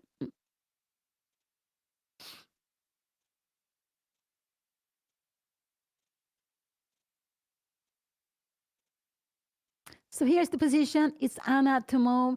Her opponent has like 10 minutes more, and it's such an exciting position. Anna took time before going g5, and that was a very ambitious way of playing the position. I like g5 now, and not being worried that her opponent take the pawn. It will open line towards the king side, and that is actually very good for Anna, because she can then, very good. It's then you get the open lines to use. So I like this move.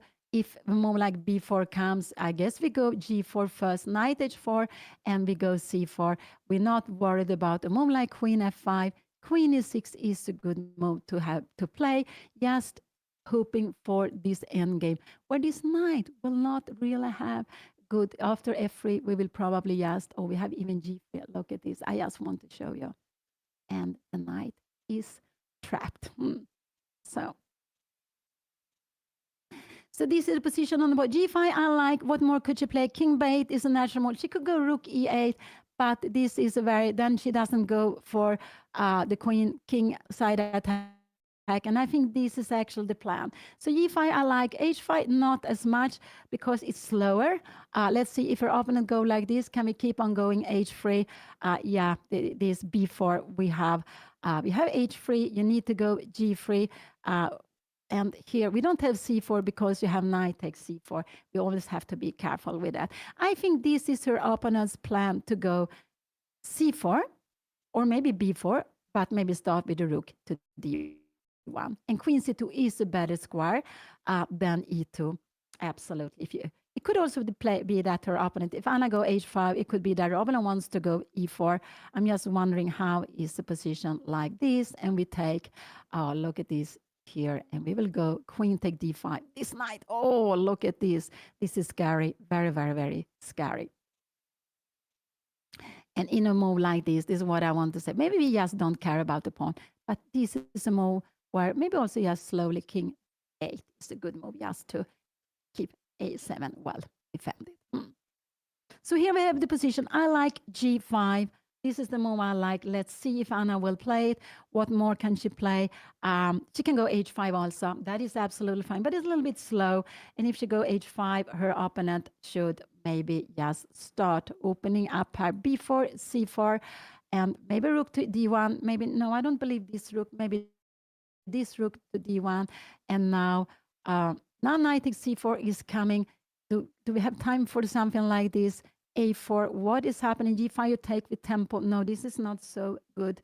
And if we go g5 here, I'm just wondering, like this, we can go, can we go g4, knight h4? No, this is getting good for white. You have an extra pawn. So no, this is wrong. So yeah, d5 it's a race. So it's good to play quickly, and that's why it's the move I like. And the point with g5 is actually that we are going to push away this knight. This knight is very well placed here, controls central square, is also very close to the king, keeps the king well defended. She played king bait. That is absolutely fine move. It's a solid move, but it's a little bit a slow move. And now if her opponent go b4, she needs to go c4, rook d1, queen e7. But she's absolutely still fine. Position, absolutely. So king bait came, and that was, I would say, a very solid move, because you have now the king is away from this line also. But if c4 comes now, and now then g5 again is a good move. Can we take here now? Yeah, we go g4, knight h4, and we go queen take d5. We have some threats here. Maybe knight c4 is coming. And no, now we can even go b5. Wow. Can we go b5? Or this is a little bit scary here now, and just go a6. It's absolutely fine. Rook d8, and I guess we go. Oh, we can even take a pawn here now, or maybe queen e5. Yeah. So go back. But king b8 was a solid move. Absolutely nothing wrong. But if her opponent goes c4, I think her opponent will go one. I'm not sure which rook. I think maybe this rook. I think one, two, or three. These are the three moves I expect her opponent to do. Or it could be also four. Yeah, these are the four moves I expect her opponent to do something here now. We are not allowed to write anything else on the score sheet than the moves. So we cannot write some plans we have or anything that is forbidden. We are also not allowed to write down the move we want to make. We have to make the move and then we write it down. And that is a rule that came for some time ago, quite a long time ago. But when I was a child, that was recommended by Botvinnik, who was world champion during many years, Mikhail Botvinnik, that you should write down the moves first. It was a way of of checking so you don't blunder anything, but it is actually not allowed any longer.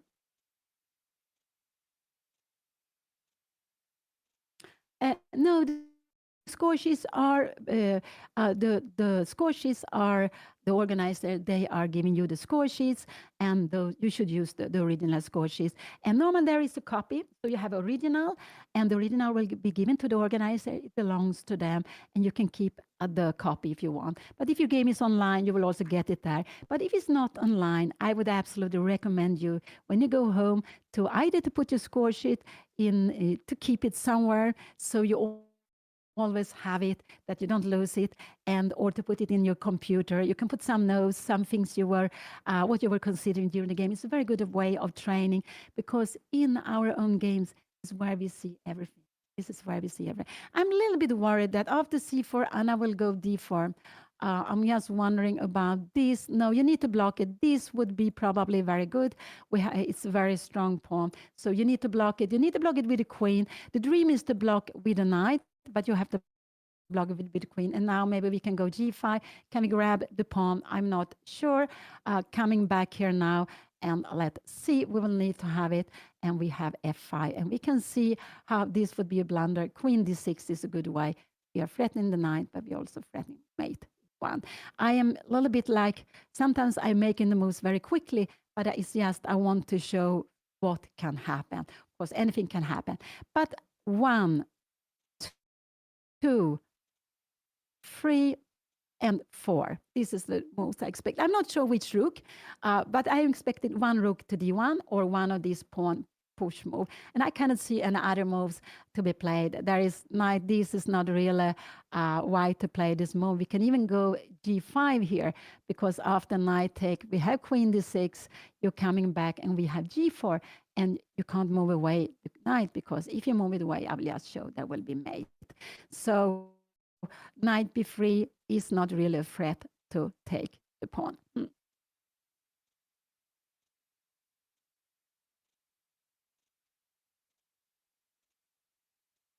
I don't know the average age for becoming grandmaster now. It has changed. In my youth, it was said that the peak for a player was when you are around 35 years old. I would say that the peak is maybe when you are 25, I don't know, or maybe earlier. We can see that there are some very, very strong players, but they are also very, very young. And the world champion Gukesh, is he 20 now? Just also very young. So it has changed. And I believe it's because of the computer. It's much more fun to work with the computer than it was before when you're young. Before we had to bring the books to the tournaments, we were bringing informant, maybe the encyclopedia to have to prepare before the games. And it was lots of books to bring to the tournaments, not so easy to travel, and not as fun for many to work on chess as it is now. It's so much easier, and so we can see that the young players, they know how to use the computer in a good way, and they are training, they're playing training games online or and also preparing. So I would say that the peak age is considerably younger, but I don't know exactly what, what year, what age it is. Uh, when I play tournaments, I like to, after the game, I like to put down the moves, even if it's online. I like to go in, or I put it down myself, and then I a little bit put down my thoughts, my ideas, what I was scared of, what I saw, and just briefly. I don't have anything to help me with analysis because I think it's very important. And then afterwards, at home, yes, then it's time to go through the game with the computer and to see what what was good and what was not so good. So Anna is down to 47 minutes. Her opponent is 54. They have made, she made her 14th move, but there is no extra time after when they reach 40 moves. So there is no time control. They have 90 minutes for the whole game, and after each move, they get 30 seconds, nothing more than that. But that's okay. These 30 seconds are vital. It would not be possible to play without these 30 seconds.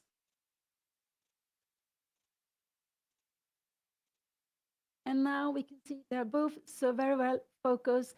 Isaac and Anna and both her opponent, they both have water. It's so important to have something to drink. I will also take a little bit of the water here now. And you need energy. Maybe also you can eat something also when you play, but not at the board. You need to go up to beat a little bit on the side so you don't disturb your opponent.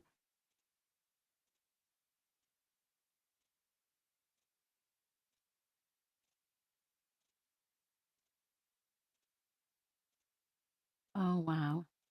And here we see it. He's on his way to move. He's on his way to move. What will it be? Rook to d1 or pawn push? I cannot see anything else, but there are lots of pawn push to be made. So c4, b4, e4, or c4, we have it now. And now the best Anna can go do is to go g5. So he didn't want to allow the but g5 is a very good move to be played. Will Anna do that? I do hope she will play g4, g5. Let's see. And if you take, we have rook g1, good knight comes back here now. We have, yeah, remember we have seen this and we have h5. This is just tremendous. And this is the reason why this rook should remain on h8. So g5 is the move I hope to see on the board. Will she do that? e5, take here, g4, knight h4, and queen take d5. Like this, we are, once we are looking at the king side, we are also defending this pawn. And rook f8, maybe the knight will come. We can even go queen e6. If you play something like this, we are, I'm not really sure what is happening here now. But this I don't think would be, yeah. This is a little bit, because of the queen e5, we always have g3. So this is actually not, yeah, this is absolutely fine to play, I would say, for both. Queen e6, I would say, is just an impossible move to make because you are giving away the pawn here. And if you're coming, I guess we can go something like this. This is a tactics. I made it too quickly because king b8 was played, no checks, and we have these in-between moves. And I will just play it out, and we can see that in the end, black has an extra piece. So go back. This is the position c4 came, and maybe c4 is the more annoying move because white want this to be a target. This pawn would be more solid on c6, but it's standing here on c5. It's fine. This was the reason why Anna played it. So let's see what Anna will do now. Oh, g5 felt slow. Now g5 is important to go. We shouldn't be scared that the opponent take the pawn. So I do hope Anna will go g5. I do hope so.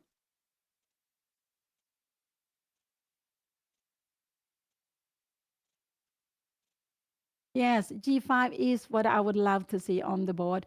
I do hope she goes for it because with castling on a different side, we need to get it moving. If Anna goes something like this here, queen take, rook c1, maybe even rook c8 is a good move to be played because we have, remember, we have this tactical and we will pick up. I will just show it so you see it, pick up the queen.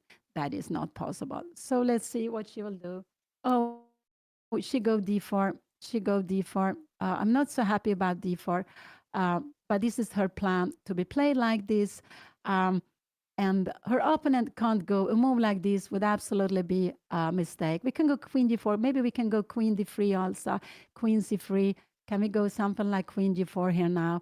Yes. So she went d4. Her opponent, this was her plan. So Anna was not planning. She wants to have a pass pawn. Maybe remember opponent, she get an isolated pawn. Her opponent had an isolated pawn yesterday and it was very, very strong. The pawn was maybe not strong, but it gave a lot of activity. There were all pieces on the board, and her opponent, the young player from Mongolian international master, played it very nicely. And it could be that Anna is looking for to have the same kind of position. So Anna is not going to make any pawn raise, I can see. I don't think so. I think this is what we will see, and queen d3. And here, can she go g5? But I don't think so. Can you go knight to g5, rook h1, and you're coming back here now, and we have now knight a5 with a tremendous threat. After this, we have knight f4, queen is moving, I don't know, and we have queen h3. No, we don't have queen h3. We have rook g. We have a rook to e8. I don't know which one. Does it matter? Maybe we can go this, and you need to move away the queen. And now we go queen h3. And how are you going to defend? It's not really. Yeah, we can just take on e1. So, and I will just show it, and we will have a mate here. So this was very, very far away. So I expect her opponent needs, if her opponent go a move like this, Anna can put this pawn very, very strongly here.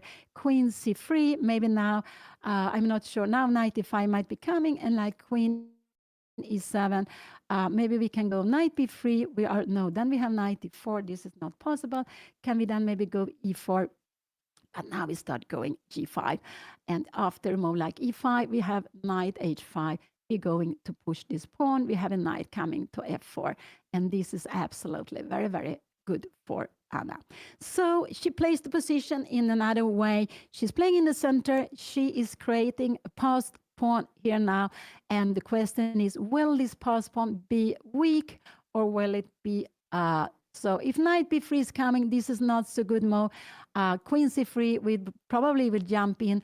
We are not worried about giving away pawns. Look at this. You're grabbing maybe a next one, and we actually have a mate here, I guess. We have a mate here, king g1, and we have knight g5, knight h3 will be coming, decided the game. So, and all this line, we see that the king is very good on h3. So d4 came here now. So her opponent is up. Yeah, it could be that her opponent is a smoker because he's going up quite a lot, or it's just that he likes to go up between the games.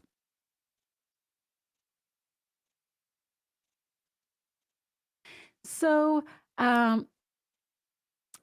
yeah, so this is the exciting second round of MENORCA Open. Anna, she lost the first game, and her opponent also lost the first game. So she has 0 out of 1, and she is the pairing is made. So she's playing against another player with the same points as her, and also now a player who need to be white. And Anna, she was white yesterday, so she's playing with black today.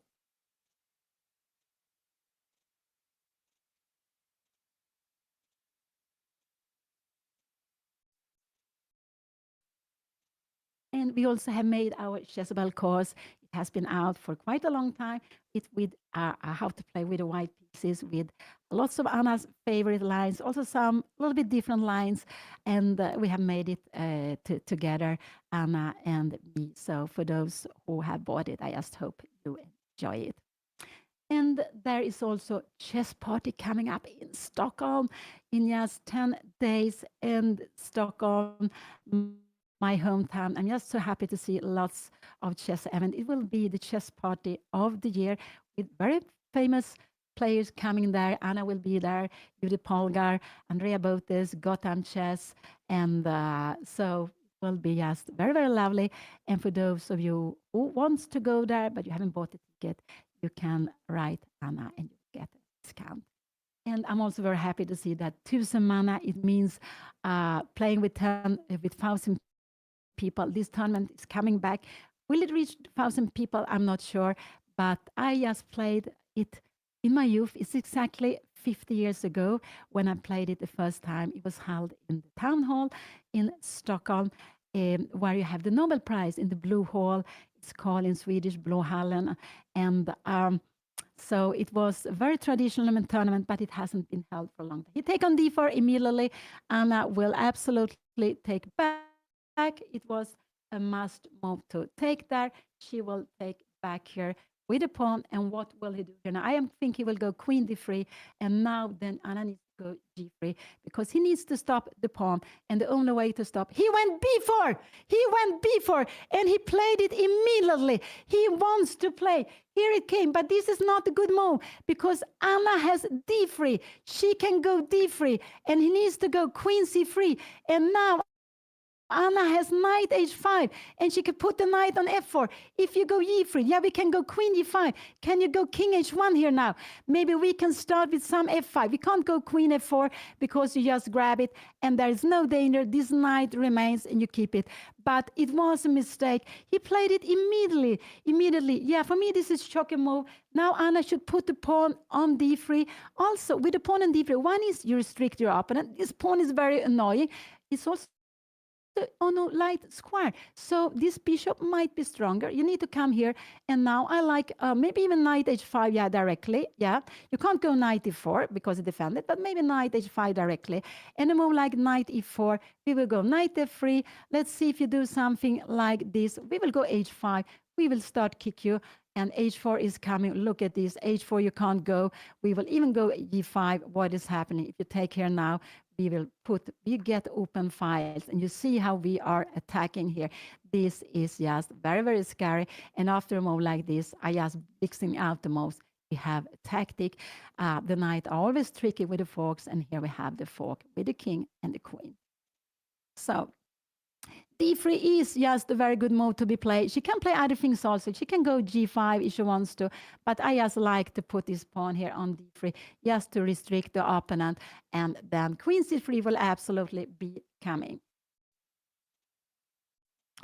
Knight g4, I don't like so much, actually. I don't really, because this knight, if you go knight d5, queen d3, let's say we go here and here and here, knight f3, and we come here. Now white is fine. This pawn white and you go c5. White is absolutely fine here now. This bishop is blocked behind the pawn.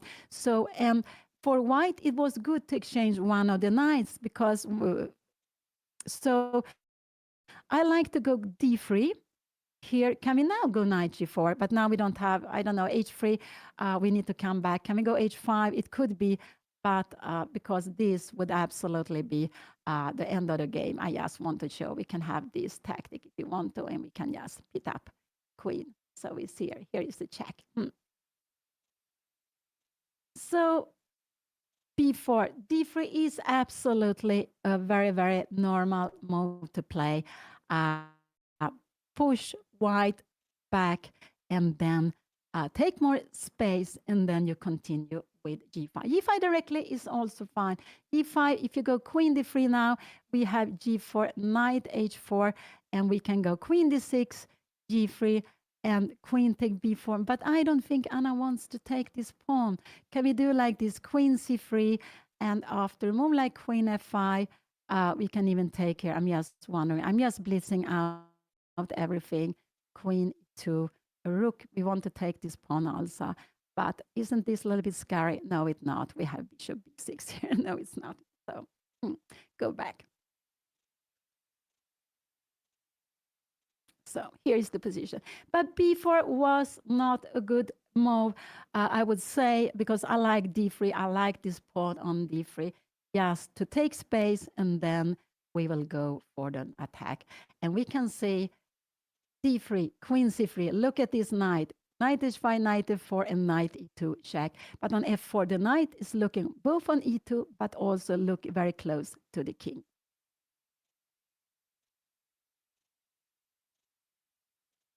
So Anna takes time here now.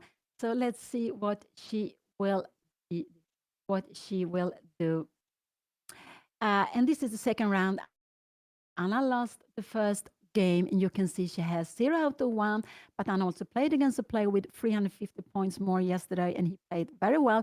But at some moment, when he was better, he went for a pawn, but Anna defended the best way. He could go into an ending with a pawn more, but this was only a little bit better for white.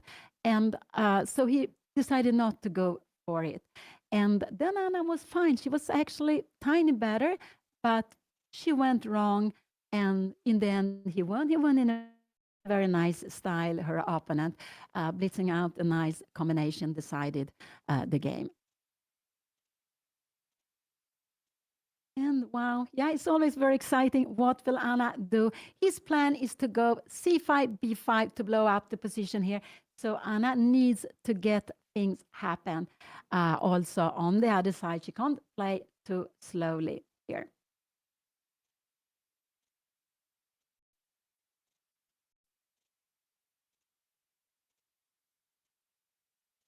And this has been a London with an early bishop f4 for white.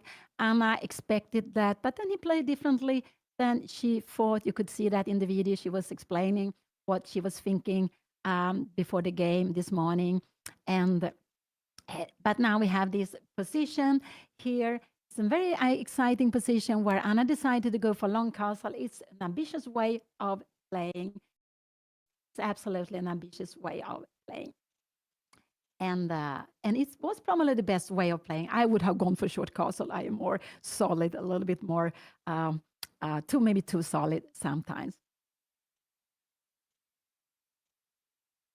No, Anna shouldn't think for 20 minutes here now. She has only 40 minutes left for the whole game. There will be no extra time when they reach 40 moves. So it is about it's just this time she has 40 minutes, a little less than 40 minutes, and then she will get half minute for each move. She and her opponent is the same for both of them. So her opponent made his 17th move, and so they are here in the middle game. They have been in the middle game for some moves here now, and we see very exciting position. Kings are standing on different side. Anna's king here on the queen side. It's absolutely fine. Or open here on the king side. But when you have kings on different sides, it's a good idea to go for the king, to play against the king. We see the opponent's pawns are moving. This is nothing wrong, but he allowed Anna to move this pawn further, and she takes space, and this pawn will be very annoying for her opponent. So that's why Anna should go forward with the pawn. She can go h5, but this is a slower way to play. I would like to go g5. This is because you can't really take the pawn. We go back here, and if you go something like f4, let's see d3. We are coming here now. We go knight h5. We threaten to take this pawn, and if you go g3, can we even take it anyway? Yeah, we can do that, and in the end, we have h6. Look at this. There is. You go away, and we are opening up all lines here now. We are just taking it. And we can maybe give it a check or just take it. So let's see what will Anna do. G5 or D3 are the two moves I like most of at the board. It looks like she will do something on the king side. What will she do? It could be H5 also, but I do hope she goes G5 or D3, one of these two moves. And yes, hopefully no time trouble, but I'm scared that this will be she goes knight h5. This is actually a good move also. She went knight h5. Her opponent, because queen d3 is not a move, we will just go knight a5. So she went here now, and he will probably go g3. And now Anna, it could be Anna will go queen d4, but I don't like this so much. Can you go queen here now? No, we have knight f4, king h5, and we can start going, kicking away the queen, I don't know, somewhere. This is just getting very good. Knight h5 was a move I was not looking at. This is absolutely fine. I expect her opponents to go g3, not queen f5. This is really no point, because we will kick away it, or you coming here. We will go knight f4 anyway.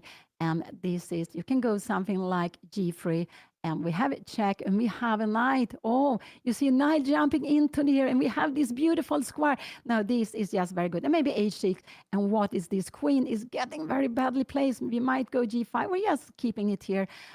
This is just fantastic position to be played for black. So knight h5 was also a good move to be played. She's playing with the pieces. She wants to go here. I expect her opponent to go g3.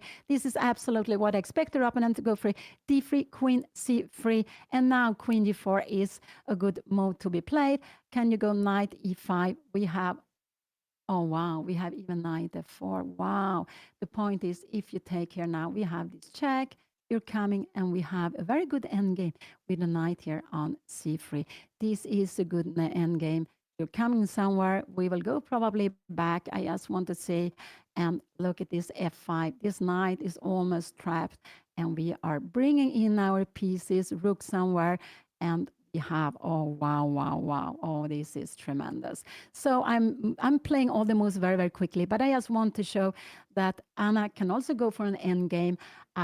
With activity. B4 wants to make an attack here, but B4 leaves this square free. And if this knight is ready, allowed to jump to F4, E2, C3, it could be very annoying for black also. So not playing for an attack, but having the knight on white's side of the board. This was a London early bishop f4. Later on, white didn't see anything better than to exchange the London bishop. It just jumped. It went to g3, but very soon after, he exchanged the knight Anna had. It was a strong knight in the center, and Anna took back with the bishop. And that's why we can see that the London bishop is gone for white, but Anna keeps one of her bishop. Later on, the attacking bishop, white has on d3, went to exchange. When it was attacked, it went to exchange also Anna's bishop. So here we see the position. It's just very much excitement, and I expect her opponent to go. Can he go c4? Yeah, that could be good. We go knight f4 here now. And what could you do here now? I don't know. Maybe rook to e1, but this, can we go? I don't know. This is not so much a threat. We have g3, d3. And you need to go queen c4. This is very well defended. And what is this? King e2. We can even go h5. And this is something I also want to show, that this is very good. You're getting the open line. So a position like this is very nice for black to play, because now again this rook is active and it plays. So go back. We have this is the position. So knight h5 came. Anna played this not so much, with the pawn. She put the pawn on d4, but she wants to activate her knight. I think g3, this could be possible, knight f4, but I think d3 is better to be played. It would be better to go d3 first here, and then knight g4. And if king h1 now, we can even go f5. I'm just wondering, can we play anything like this? We have queen h3. We're not scared of any fork here now. We can go bishop takes, and after this, we have this check, king here. And you see the knight here. So this is why, if g3 comes now, it's good to go d3, to put this queen here now. The queen is worse here. If Anna start with, let's say, queen e4, you have c5, and after d3, we have queen c4. This is better to play. This is better for white. And we can't go this move because we have king h1, and we will actually lose a piece. You will take it because we can't move it away. So very important. So if g3 comes, d3 is a good move to be played. Let's see. It's so, because to win time, this queen will be better on c4 than it is on c3. This is the reason why d3 is a good move to be played. Yes, he will go g3. He needs to go g3, but it will actually open up. It will be a little bit a hook, but he needs to stop this knight coming to f4. And this is actually the only way. This doesn't stop the knight coming to f4. We can go knight f4, maybe not knight f4, but rook e8 first, and then knight f4 is coming. So it is not possible.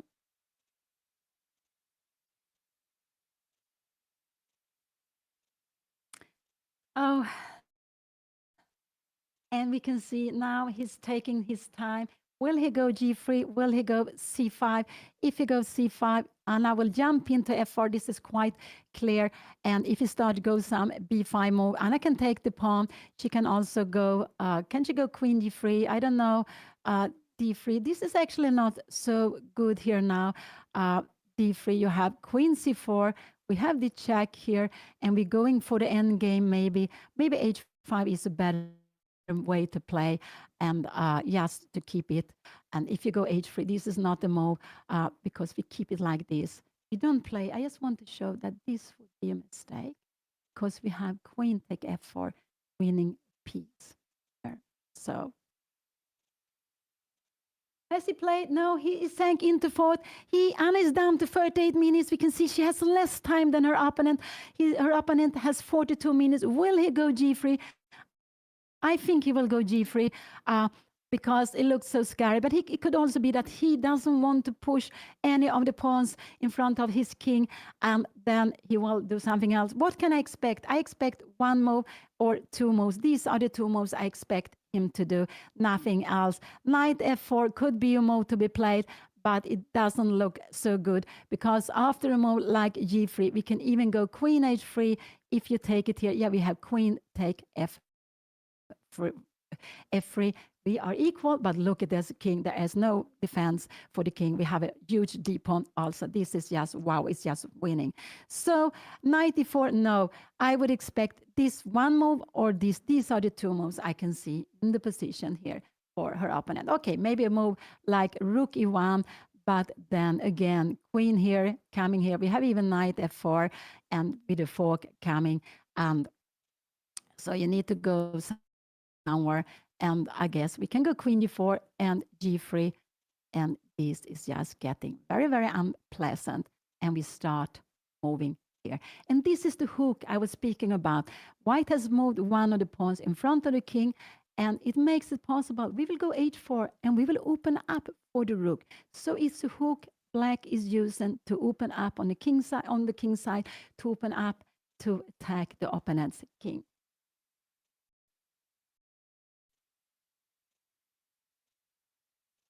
No, it's not at all winning. This is still lots to go. Anna has the better chances.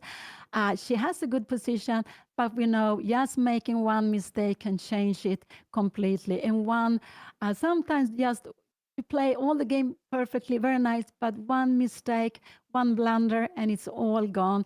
But we should always think also of the good moves we make, what we are learning, take it with us, bring it to the next game, bring it learning and improving. So it's just this wonderful feeling of thinking, trying to beat your opponent and making up plans. It's just what I think is so beautiful with chess. This is actually what I like so much. This, when you are in your bubble, you don't know what's happening around and you're only focus of the game. There's nothing else that matters than what's happening on the board. Oh, so knight h5, I didn't say that move. I'm sorry. I wanted to go d3, g5. These were the two moves. But Anna find another good move. Knight h5, she wants to bring the knight into the king side. But the best he can do, I believe, is to go g3, just to stop Anna from coming into. But it would have been better to start, I would say, with d3 first, because the queen is not so well placed on c3. We have seen that. So this is move number 17. There is no time control after 40 moves. So Anna has 38 minutes. Her opponent has also 38 minutes, a little more seconds. And probably he will do his move, make his move quite soon. Lots of players, also me, we say that we can spend our time, but we don't want to have less time than the opponent. So I believe he will make his move in some few minutes now, that he doesn't want to get to lower time. And we can see that, for example, he made his b4. Sometimes he likes to make the move very, very quickly. He also made bishop d3 very quickly in the opening.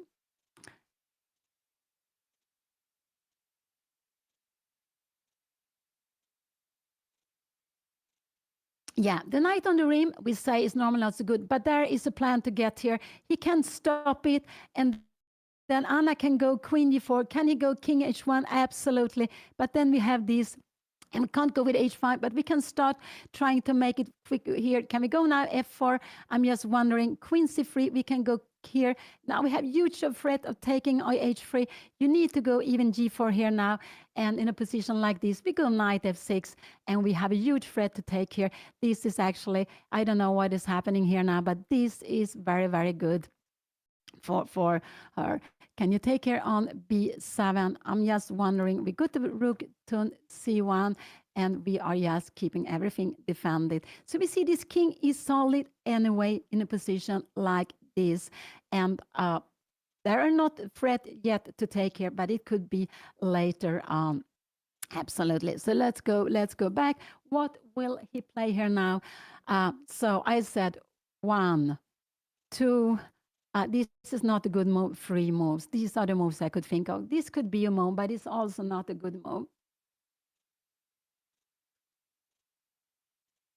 Yeah, for us, the time feels very long when they are considering a move.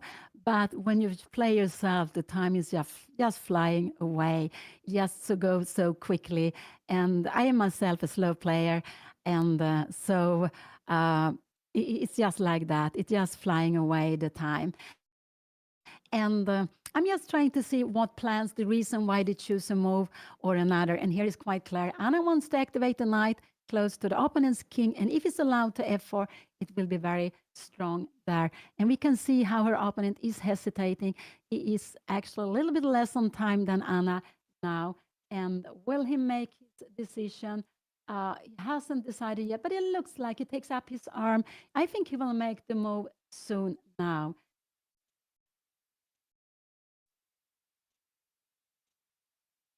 I think he will make it soon now. Actually, we have a battle there between us. He looks there. Will he allow knight a4 or not? I guess he will not allow it. But let's see if he will or not. Oh, so exciting. And that's what chess is. It's just tremendous exciting. And I spoke with some players they were only online player, but they decided to play over the board. And they said it was so much more exciting, almost scaring to play over the board. There are different feelings, and I would say that both of it is very, very beautiful. Knight b3, yeah, you can go knight b3, then we go d3, queen d2, we go knight f4, and we get the knight in here now. A move like this, we can even go knight take g2 if you want to, because after this we have queen g4 check. This would absolutely be good, but we can also go queen g4. This is probably the best way, and just grab it like this. Wow, look at this. This would be just the end of the game. So knight b3 is not a good move. This is a move to be played. I'm sorry, I didn't see that. We go d3, we push it further. So we keep the pawn.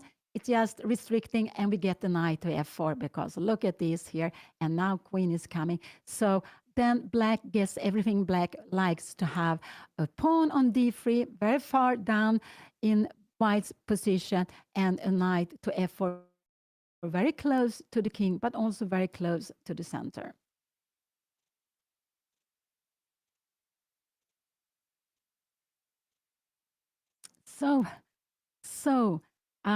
And we remember a knight on the rim is dim, but it has a future. There are lots of lines where you actually put the knight on the rim, but it's because it's not going to stay there so long. In King's Indian, for example, it's very common to put the knight on a6 for black, but it's because it has a future towards the center. So you start it. It's a flexible move, but it's not, in general, it's going to the center maybe quite soon. So if it doesn't have future, and that's what's happening with g3, this is why I would say this is a good move, because you are stopping the knight from coming here, but you're weakening the king's side. And it could be that the opponent is very scared of something like this, because now we can have it. What will he play here now? What will he do? What will he do?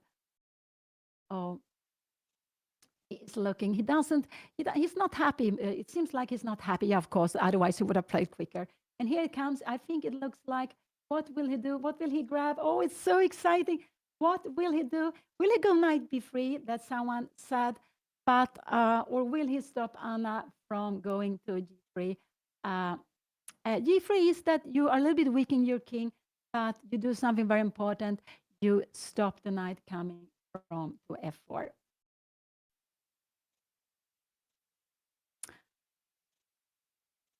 Oh, no, he's hesitating. It's a morning round. Oh, everyone is tired. Oh, so we see that the moves are coming slower. I would say that if they would have played this game in the afternoon, they didn't have.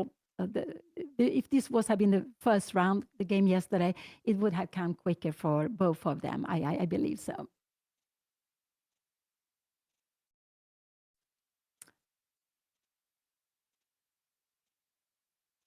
He was on his way to move, but it looks like he has not, yeah, queen d3, of course not. You will go knight f4, and the queen has to go away. So this is no point to put the queen there. You can go g3, and then you're planning to go maybe 3. But I guess if you go g3, the plan is to go c5 and to push the pawns on the king side. So the plan for white is it might go g3. You are stopping the knight coming to f4, and then you want to go c5 to push this pawn further and to play against Anna's king, which is standing here on the king side, no, on the queen side, sorry.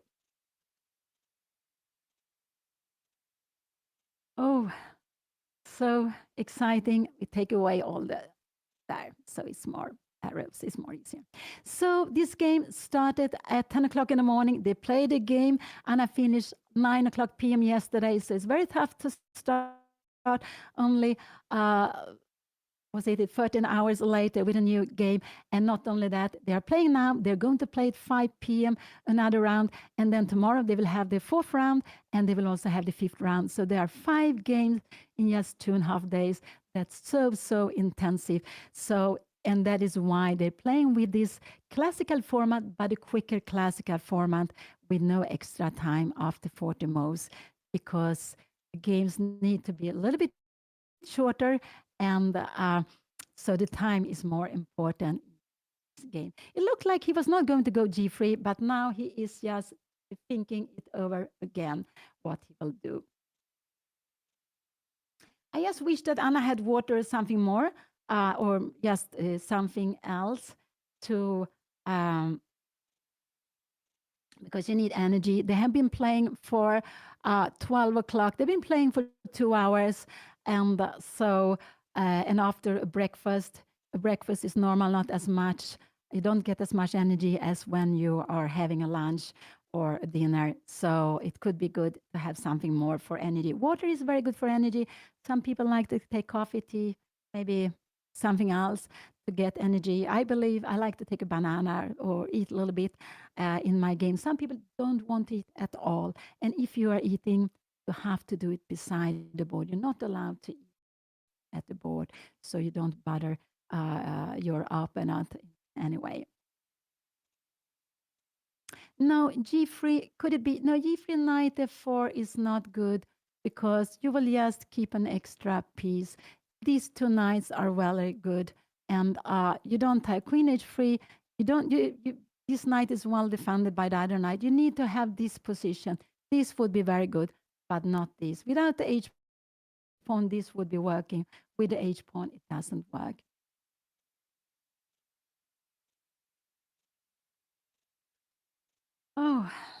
Oh, what will he do? He's looking so much down. I guess he will go g3. I guess he will go g3, but he doesn't want to do it. And so he has to evaluate. Shall I weaken my king side a bit, but I let this knight remain away, or shall I allow the knight to come to f4? So yeah, this is all these things we have to analyze and evaluate, and that is not at all so easy, of course. And the better we do, the better, the stronger we become, of course.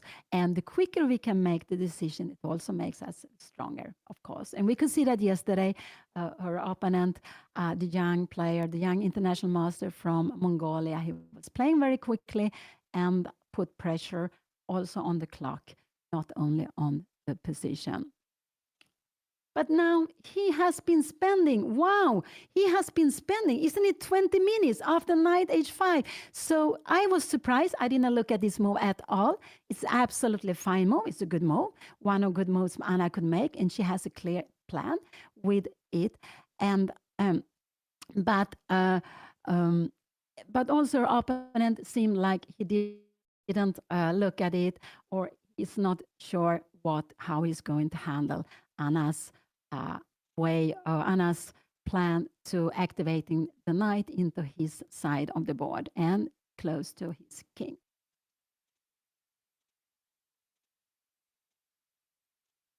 But it could also be that G3, that he's a little bit scared that Anna can make some sacrifices of G3.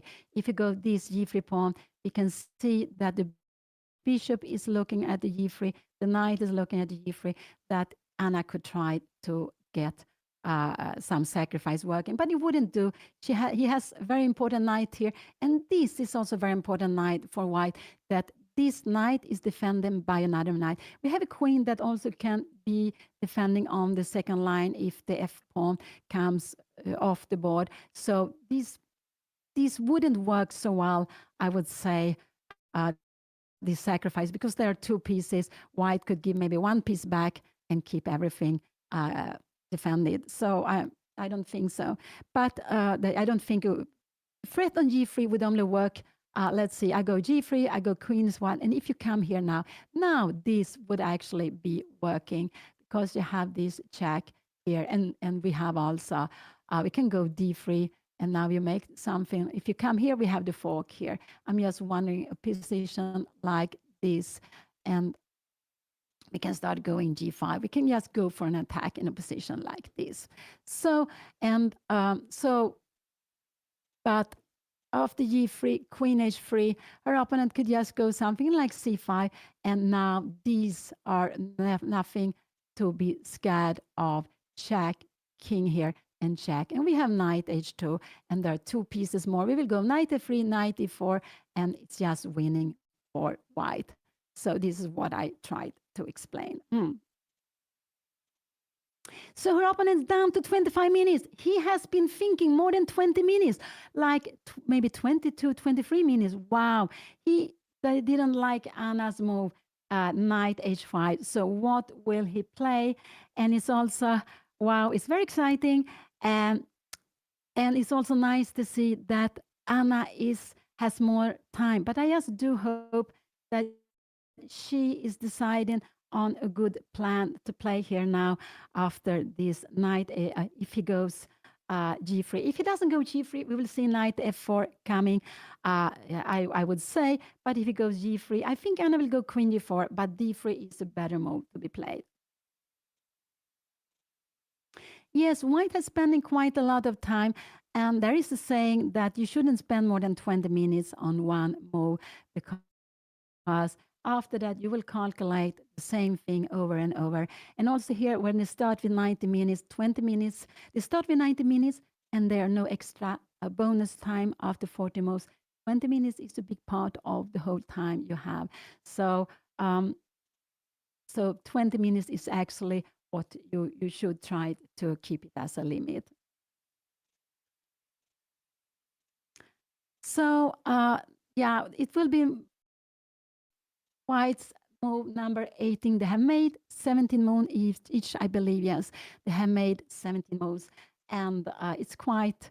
I mean, we can see how they both so focus and what will he do. But it has been a slow game, I would say, from both players. And yeah, morning rounds are tricky morning rounds.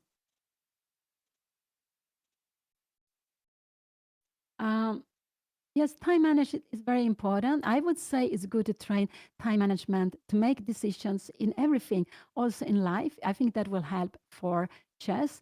If you take decisions quickly in life, I think you will also be take quick decisions quicker in at the chessboard. There are some very good players who are very good in blitz, but they can also be very slow in classical chess. So he played c5, and then we will absolutely see knight f4 coming. He doesn't care about this. Knight f4 will be coming now. And when she is allowed, she should absolutely go knight f4. Could Anna go d3 first? But I would have preferred Anna go d3, because after d3 now he will go queen c4. So knight f4, I exactly expect Anna to play. And oh, thank you so much. Thank you.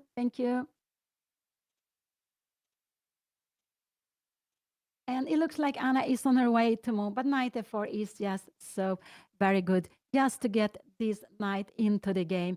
Knight f4 into the game, close to the king. It's just quite annoying. And I just want to show, if she goes knight f4, knight c4, this would actually win on the spot because there is a threat. So let's see, will Anna go knight f4?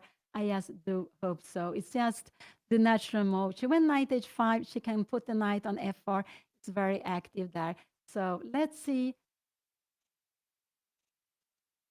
She played knight f4. It was an obvious move, but I'm very, very happy to see it on the board.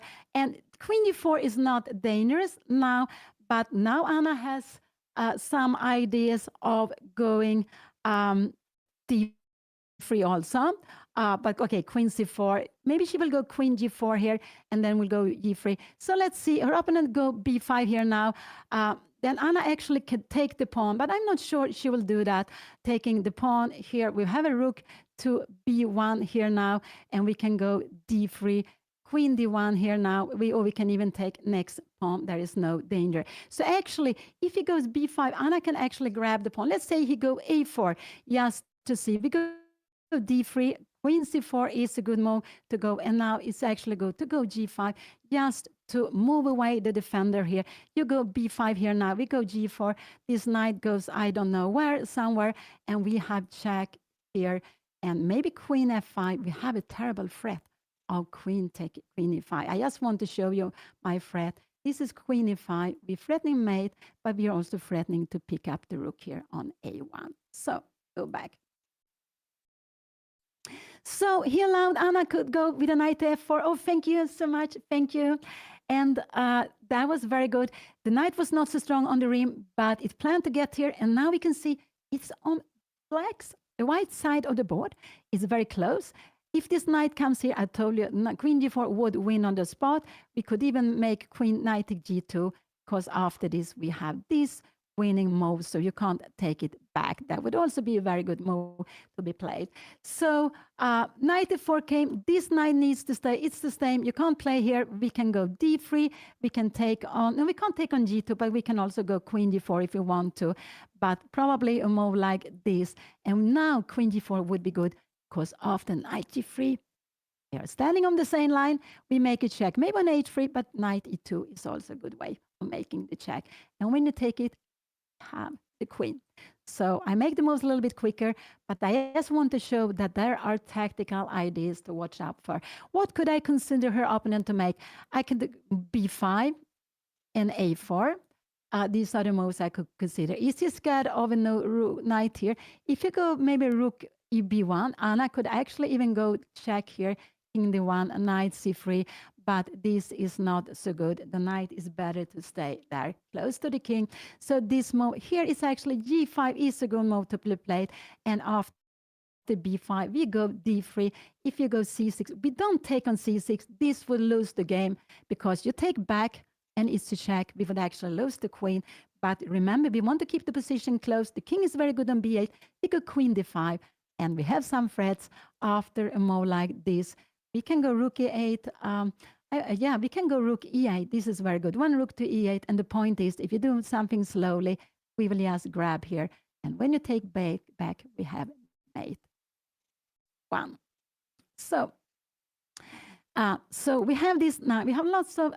So now the plan would be for me g5 and g4. Push this knight away and maybe bring the queen after to the d5. This is what I like to see here. g5 and g4, the plan for black. Yeah, it's a way of trying to make threats. Absolutely c5. This, we will just take it. Here we can even go d3, actually. We can even play this move if you want to. But here, I think we just can take it with here like this. Maybe we should give a check, and we go into the end game. You go and we play this position. I think this is here. Maybe we should give a check first. I'm not sure. Maybe we should have this here. And now we bring it back here, and we can go d3. We have just a tremendous knight here. And we are very happy to play this position. Knight c4 here. And what we play with an extra pawn. I would say that this is good to be playing. So you can go knight d4, but we will just defend here everything. So let's go back, I guess. Let's go back. Here we have the position. This is very, very far away.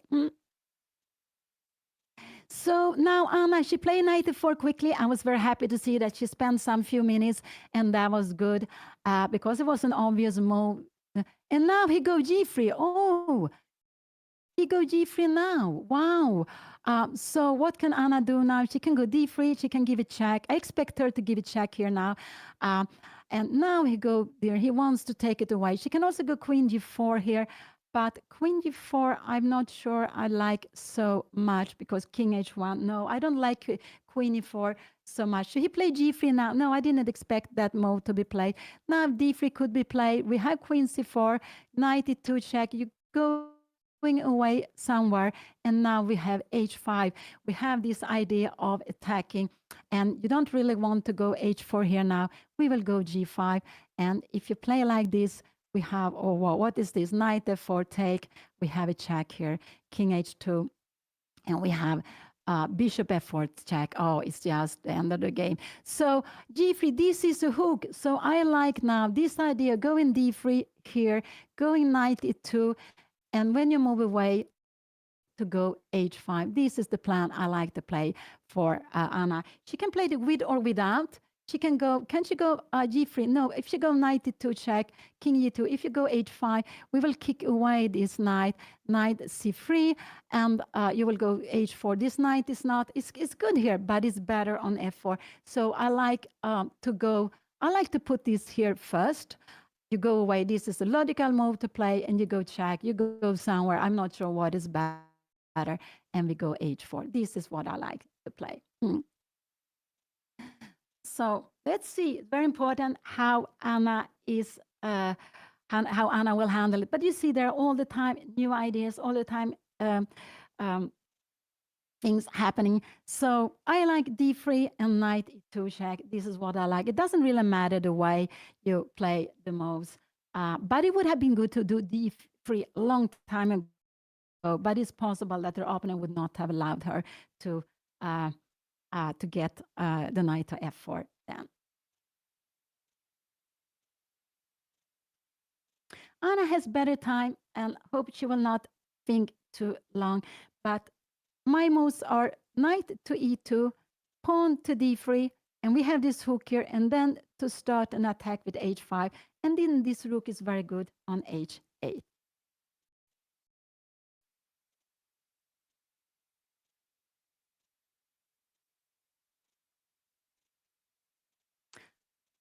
Yeah, Anna has 34 minutes, close to 35. So just hope she will not, I will take away the arrows, that she will not spend too much time here. She can go check, but then she needs to go d3. She needs to have, this knight will be strongest here, because from here you can go to c3 maybe later on, but you are close to the king side, and that is good. And after somewhere, we will just go h5. And you can never take this here now, because we can go h4. I just want to show. If you go here, we will just bring, maybe we come here now, queen f6. And we can also go here now and queen f5. I know this was not a good move, actually. We can just go maybe check here. I'm not sure what is happening here now. And oh, now we have knight take here. Wow. And it's just winning. So let's go back. Let's go back. So d3 and knight e2 check, I think, is very important. I don't like queen g4. It's just a little bit too slow. It doesn't make anything. So d3 and knight e2 check is what I would like to. Knight h3 check I don't like, because there is no future for the knight on h3. So I don't like this move, because you are moving away. I guess you can go maybe king g2. We go d3. And you go somewhere, maybe queen c4. Yeah, we can go g5. This is possible to play also, but this is a little bit out here now. Are you going b5? We go g4. You need to move the knight away. And we're playing in the center. We go c6. And I guess we just go for the end game here. And there are two knights on the rim, but this knight will come into the game like this. And the other knight needs to go g2 for to be the game. So go back. Let's go back. Here we have the position. So I don't like knight h3 so much. I like knight e2 followed by d3 check. Oh, just hope Anna will not spend 10 more minutes here now. The time is quite important. They have made like 19 moves. Robin made his 19 move g3. So he wanted the knight to come in first, and now he wants to kick it away. He didn't like it to be so close to his king. But Anna can remain with the knight close to the king if she just give a check in the center and then push her pawn. And the reason you move away the knight, the king, I don't know where you move here. And the reason to push the pawn is that this knight will remain here. You can't kick it away. So that's why I like to push the pawn also soon after.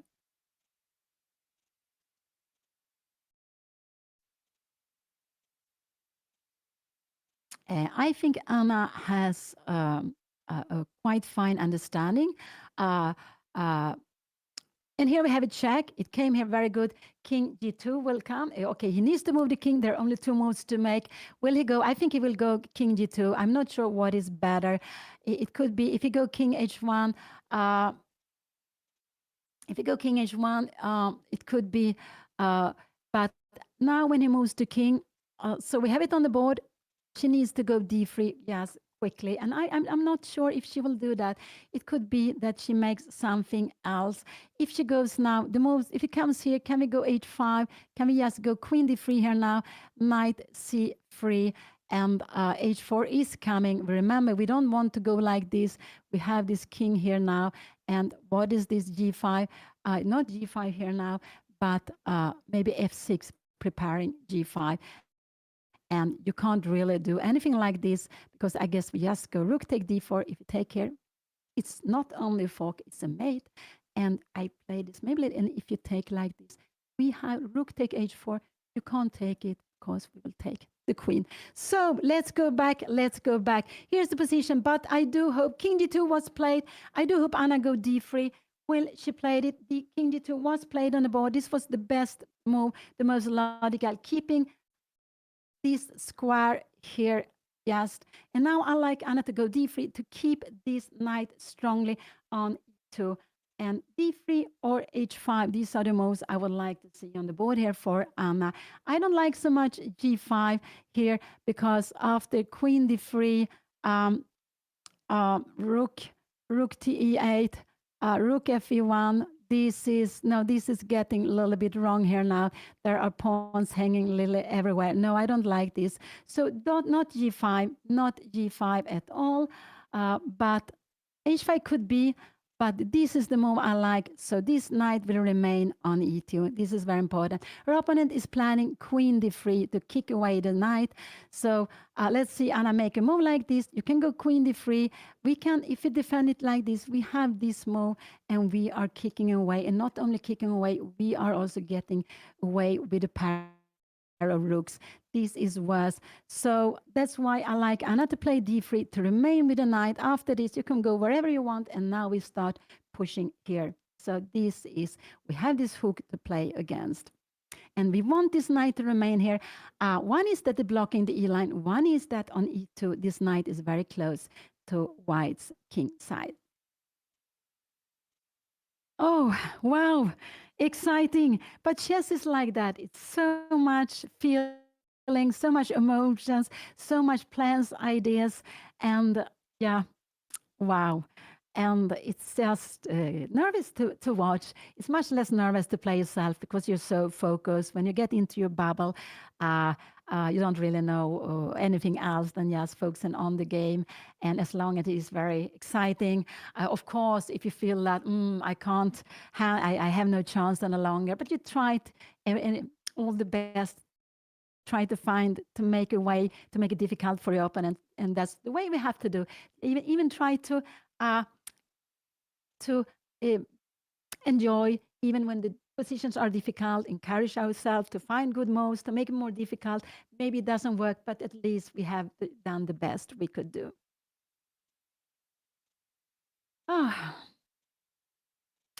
So yeah, the pairing depends on what happens this round. It's like that. So So d3 is the move I do hope Anna will play. Really do hope Anna will play d3, not h3. So d3. Will she go for it? She could also go knight c3, yes, to block it, but I don't like knight c3. So h5 I would like more. And after h5, queen d3, she needs to go knight c3, and then her opponent can go h4. And because Anna doesn't have queen h3, so her opponent can go here. And we have a position like this. Her opponent will go, I don't know, maybe rook to e8 is a normal move. Maybe we can rook to c8. Are we planning to take on d4? We have some queen d4 here defending. You can't really take this, would absolutely be, wow, we have a pin. Wow, what a fantastic pin. There is a pin here now. So go back, very, very exciting. Anna is now, she has 10 more minutes. She has spending like a little more than 10 minutes for the last two free moves here now. 94, no, she played quickly for the last move. Actually 92 here. So only for and giving the check. Yes, only 92. She has spent some time now. Will she go d3? I really do hope so. Keeping this knight in the center. You remember the knight is a short range piece. If the knight is here on c3, you can't use it on the king side, and that's why I like on c3. Let's see what she will do. It looks like she was on her way to move. Let's see. No, she go h5. We have it on the board. She goes h5. And will he now go queen d3? This is absolutely the only scary move in this position now. h5 is a mistake because the queen d3 and because he can just take it away. Not rook e1 because Anna then, she can even go h4, but she can also go d3 and we keep it. And if you can even go h4, because if you come here, we have d3, we have a fork. And if you come like this, I guess we can just take here. You don't, can you really, you can't take, we go give it check.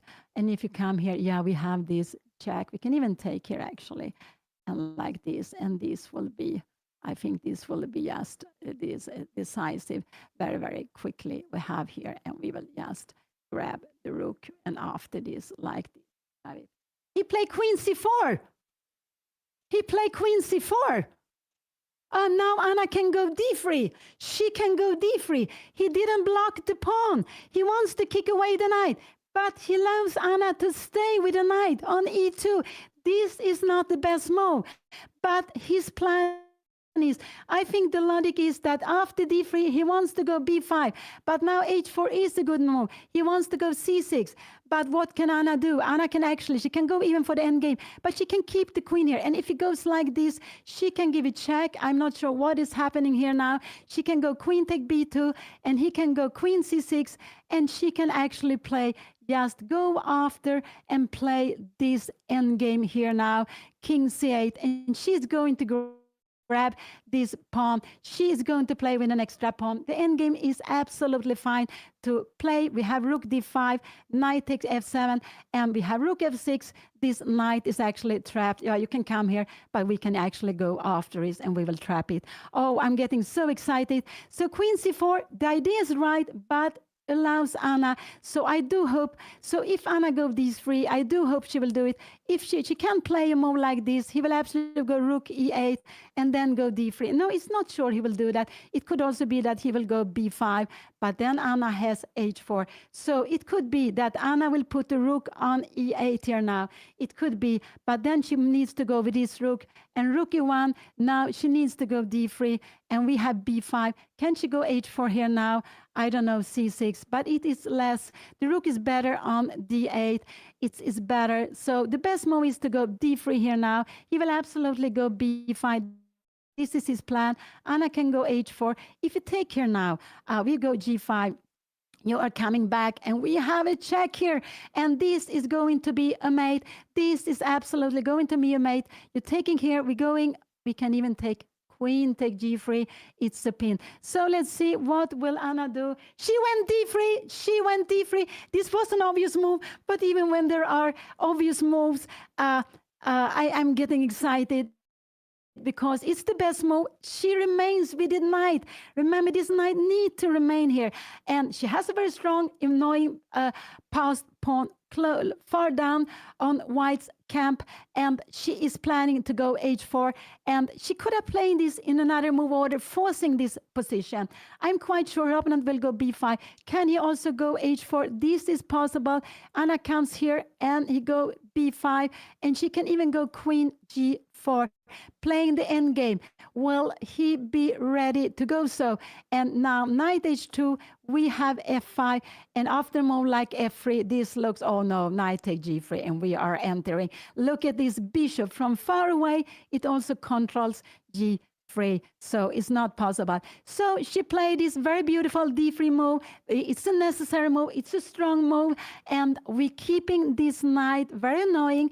It's also good to keep the knight on e2, close to the king side. You might even sometimes sacrifice, but you can have knight g3. But you're also blocking the e line, so white doesn't get some activity on the e line. Knight e4 now would be a mistake. We can just go h4. I just want to say also that queen d4, you can't kick this away because we have knight f4. But queen d4, why would you go there? You just go h4, and you are getting your pawn to h4 where you want to. And this is absolutely not. We can just grab it, and I guess this would be this is a mate actually already now. Remember, knight and queen attacking, they are very strong together. So Anna played d3. That was very, very nice to see. I'm so happy to see that. Wow. But okay, it was just the most logical move, and keeping the knight there. And yeah, but anyway. So this is the second round of MENORCA Open. Very beautiful tournament with lots of players, more than 550 players. There are close to 400 players in the A group where Anna and her opponent is playing. Anna is facing Sergio Fanlo from Spain. His rating is 1861. He doesn't have any title. Yesterday, Anna played the first round against an international master from Mongolia. He's a young player, around 20 years, and he played very well, very quickly. And it was, Anna finds some very good moves, some moments, but in the end, when her opponent was attacking, she went wrong, and he finished the game in a nice way. And so she lost the first round, and her opponent today, he also lost his first round, so they are facing each other. They have made 21 moves, and Anna has 27 minutes, her opponent has only 15 minutes, so she is ahead of clock of the time. That's very nice to see. She also has a very beautiful position. So let's see, will he go h4? I expect him to go h4. Now queen d4 is a good move, but I expect him to go h4. Will Anna do this? But this is a blunder. Is it a blunder? King, you need to go king h1 here. Bishop take f4, knight take h2 here. And now there's only one move to save the game, knight f3. And we have queen f6. This is actually still better for Anna because you have g5, e4 coming. You have 3 pawns. Now you have only 2 pawns. I'm a little bit, but you have an attack. It's still better, but I would say it's unnecessary to play like this. So h4, I do hope Anna will not play. And after h4, knight f4, there's only one move to take. If you go, let's say you come here, yeah, this would be mate force. So you need to take the knight. Will he dare to go h4? Because of course he will see that knight f4 could be coming. Oh, so exciting, so exciting. And here it comes. I think he will go h4. No, he's not scared of knight f4 coming. Here it comes, and it was the best move to be played. Anna should actually go g5 now. Will she find g5? This is a good move to be played. And just to open up the position, he can go c6, and then Anna needs to take the pawn like this. He can go b5, and now Anna should keep the position close. She is not worried about anything like this because she is opening up the position. And here we have knight f4 coming. here we have knight f4 coming, finishing the game. So Anna, a little bit, she needs to, so g5 is a good way. He tried to keep the position block. Can she go f6? Seems very slow. b5 and g5, g6. Can we go maybe queen d5 here now? This is also fine to be played. So f6 is possible to be played here now. Absolutely f6. f6 planning g5, f6, b5, g5. And if you take here, we can even go h4. If you take like this, we only have knight f4 coming and decided the game. This bishop from far away is very, very strong. So going for g5 is the plan I like.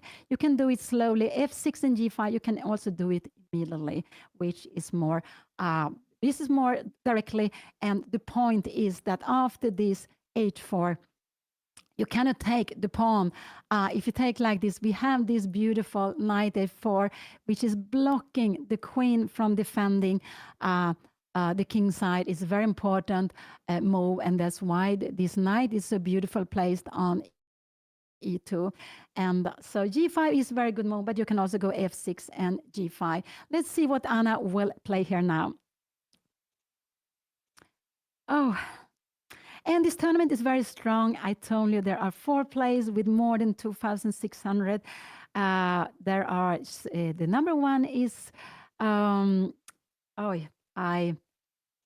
see, the number one is Murshin play, and number 2 is Sam Shankland. We have this young Mishra, and we have the legend Alexei Shirov. These are the 4 highest rated players in the Open tournament. And there is a close tournament with 6 players where we have fantastic players too. And one of those 6 players is the world champion Gukesh. And so it's just such a strong tournament, such a huge tournament with more than 550 players in the different groups. And we are following Anna's very, very exciting game. I must say both of them have given this game very much excitement. And Anna with castling alongside, it made it so exciting. So g5 is the move I would like to see on the board, but will Anna go for it? And what is important with g5, you need to realize that then you can have this move. We have this check, and if you're coming here, I guess we just go, yeah, we go check here now. You are coming back, and we give check again. And so let's see. I expect Anna to go f6 planning g5, but g5 directly is very good. Let's see if she will play this or what she will do here now. Wow. Wow, wow, wow. Are she going to go for some endgame with 94? 94 would be blundering, a very important move. Pawn, I would say, we can come here now. And if you come here, we take the knight. So 94 is possible, but we don't want to go for this. We want to play against the king. So let's see. Oh, again, excitement. It's always like that. After each move, it's very, very much exciting. And wow. Wow. What I expect f6 followed by g5. This is what I expecting, but g5 directly is so strong. But then you need that need to see this tactics with queen, knight f4.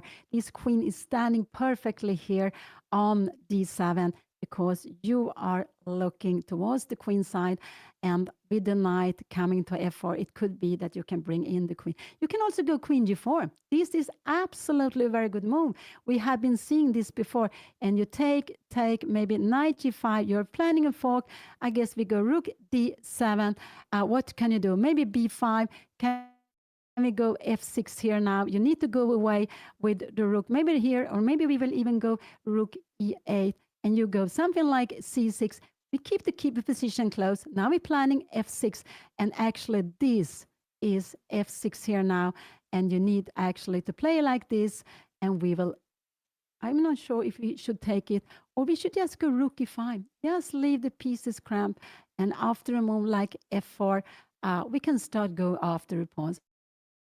In this position, we can actually just play, instead of playing with the 2 pieces, because white will get active, we are just playing against, maybe we go f5, knight g5, we go knight c3, and you need to go rook a1, and we are bringing in our piece. We play for peace activity. This is just winning. So queen g4 is a good move to be played also. King g4, you're not scared of this. We have knight f4, and it's going to be a mate, or you have to sacrifice the queen. So queen e4 is also a good move to be played and go for the end game. This is actually a move I would say that I like very much, queen d4.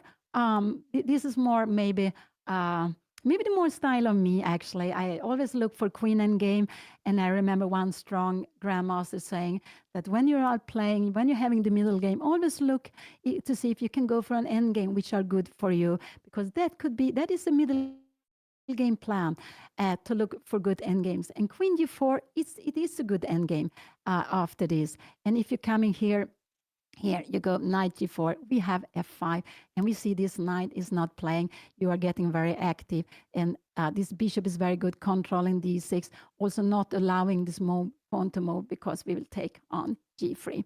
So let's go back. So queen g4 is a move I like. This is one move. f6 and g5. These are the three moves I would like to see at the board.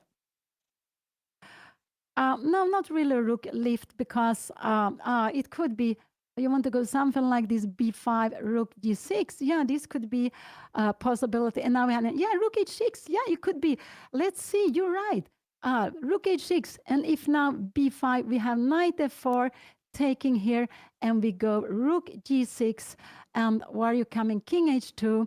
And we go queen g4. We threatening bishop, rook g1.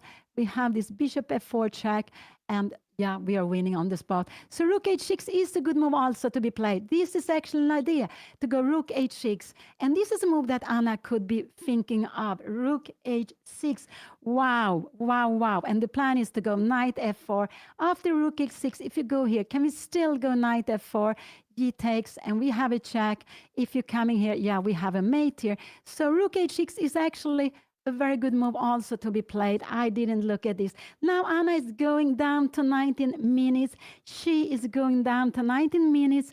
So I'm a little bit worried about time. Remember that they will not get any more extra time here now. She can also go for f5, f4, but isn't that a little bit slow? f5, we go b5 and f4. Yeah, this is absolutely fine also to be played. And after c6, we have queen g4. Wow. So you have lots of ideas. Pushing the pawns 1, 2, or 3, 4 moves, and queen g4. There are lots of different ideas to play. And what we choose is what we like most. So 1, going for the end game. 2, pushing a pawn to attack g3. 3, just go immediately for the attack. This is a good move. Rook to bring in another piece to use against the king. So these are the moves I can see. 1, 2, 3, and 4 moves.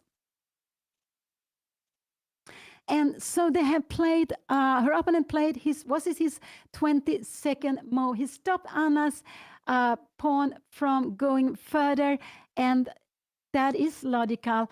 But we have this is weak. This knight is looking at g3, and the bishop is also looking at g3. So what will Anna do? I'm not sure. I think rook gh6 is something expecting. I also think that Anna looks for the end game, absolutely. So, but g5, I don't think she will go g5. I don't think so. I would then probably believe she go f6 followed by g5. So now Anna has only some few minutes more than her opponent. You see how time is passing. I hope she doesn't go knight f4. It's possible to play, but she needs to have. She will play with the piece less, and then the game will absolutely be more open. Anything could happen then. Oh wow, so exciting! This started with the positional London, but we have a very exciting middle game now with kings on different side. Both Anna and her opponent is trying to make pawn storms, and who will be the first to get through? Normally it should be Anna, but of course she needs to play well. She can go queen d5, but I think that would be not so good to play her now. I do hope she doesn't go queen d5, but it's queen d5 could be possible to play. Anna will still be better. But with b5, this pawn would be loose. But when the pawn is on b4, knight c4 will be coming. We'll bring in a rook. We have rook e8. We will bring in a rook to maybe rook 8 d1. And you are absolutely... We have rook e4 here now. And maybe we need to go knight b2. We are actually trying... I am not really sure what is happening here now. Can we go rook to b4? And this is just getting fine for... This is very... Black is maybe a little bit better, but this has been improvements for white. So queen d5 is a move I don't like so much. No, I don't want knight f4 now, we see, because there are two knights. Knight f4 now, we will take it. But probably Anna is calculating this. But you have king h4. After bishop take f4, we have only one move. Queen takes, and we have this. So let's see. Now Anna is on her way to move. She played rook h6. The move one of you said, the move I didn't see. She is planning to go knight f4. This is a very good move. So we can see that Anna has one piece to attack with. Knight come here. She might go here and just grab on g3. This is an idea. Another idea she also had with this is to go knight f4 directly and then rook g6. She has one move, bishop, one piece to attack with. This is an attacking piece. It just looks towards the king side. Thank you. Thank you so much. Thank you. Also, this bishop, also from the queen side, is looking toward the king side. So Anna has 1, 2, 3, and now this 4. All her pieces, except the rook on d8, is possible to use in attack against the king. So rook h6 came here. It was one of those very good moves. And now Anna is planning to go knight f4 check. This is her threat. Will her opponent see that? Knight f5 is not possible. We have this check, and we have queen e4 check. You are coming wherever you go down here. We're taking this for check. We're coming back, and we are actually giving queen e4. You're coming here, and we go. Can we go bishop f4? And in this position, you need to go, if you go something like this, we have queen h3, king g1, and we have now the last piece coming into the game, rook g6, and it's a mate in next move. So Anna, she's going all in for the attack. This was a good move. I didn't look at it, but when one of you told me about it, I must say that this was a move that Anna could consider. She wants to bring in another attacker. And this is also a good way to think of when you are attacking. How many pieces can I use in attack? A queen alone normally can't make enough to make attack working. The more pieces you have, it's a teamwork, the more stronger will the attack become. But you also need to see how many pieces the opponent can defend the position with. And we see this key queen is defending, but it could be that Anna can block the defender. So it's 1 and 2 and 3, because this knight is important to defend the other knight. So Anna has 1, 2, 3, and 4 pieces to attack with. Her opponent has 1, 2, and 3 to defend the king with. So it should be working the attack. She has one more than the opponent is defending the king side with. I would say that this rook is not really defending against the threats. It's standing here, it defends f2, but the threats are on the g line. The g line could be open. So what is the best move here to play? I don't know. Rook f1, knight, can we go knight f4 check? Oh, we can take it. Rook g6 check, and queen a4, and queen d4 had queen f1, and now we have queen take h4. How is a position like this? Queen here now. Can we go bishop take f4? And what did he do here now? He played b5. He played b5. But after b5, she can go knight f4 now. This is just winning for Anna. Knight f4 now, check. And we have queen d4 check. No, knight f4 check. We have queen d4 is not so good. Rook g6 check. This is good. And after queen h1, yeah, we will go queen a3, and it's mate. So you can't play it. You need to go. And if you go knight, if you go king h2, we will go queen g4, rook g1, and we have bishop take h4. And you can't play this move because we'll just take it. It will be a mate. So actually, knight f4 and rook g6 is just winning on the spot here now. Will Anna played it?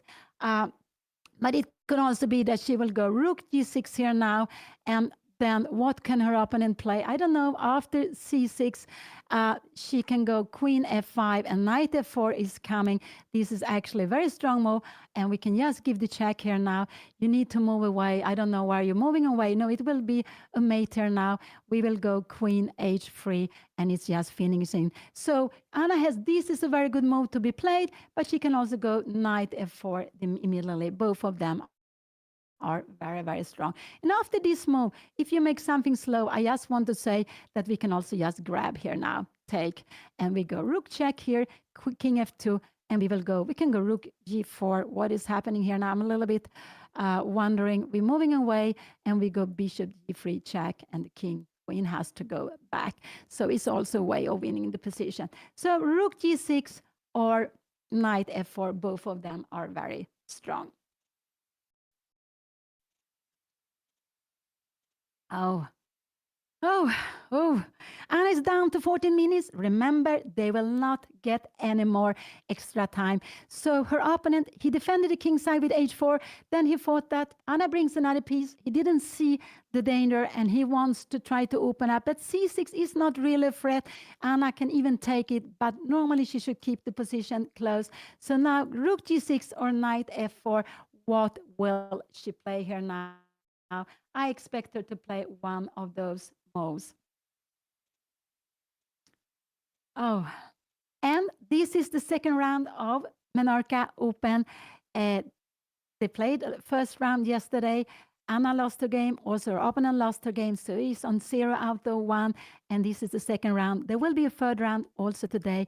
They will start playing at 5 o'clock p.m. So just in 4 hours. It's a very, very intensive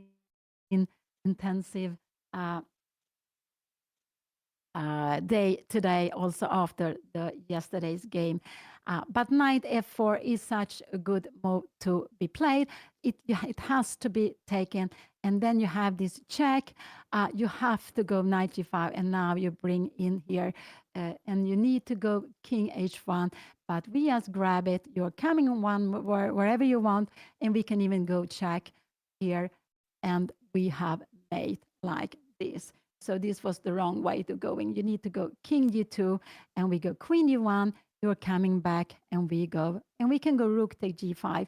And when you take here, we have the mate. Like she went rook g6 instead. This is also a good move to be played. Can he go knight g5? Is that possible? We can go knight f4. We can even take it, and we can go knight f4. And after this one, we have this check. King h1, we have bishop take f4. And there is no way to defend against this threat. Queen take h3, you need to take it. But this is absolutely a winning position. So let's see, she played rook g3. Will he go c6 now? He played knight g5, and now knight f4 is winning. She can also take on g5. f6, he can go f6 after knight e6. We can even take on e6 and knight f4 check, and we're picking up a piece. So f6 is also a good move to be played. If you go queen f7 here now, we can go queen g4 if he wants to. What more can we play? Can we play this? But then you are escaping into an endgame with a pawn less. So you're still in the game. He played knight g5. So knight f4 is a very good move. It's just winning on the spot. Rook to g5 is also winning on the spot. So both of them. Rook take here, knight f4. And if you go king g1, we go queen h1. We have a threat on g2.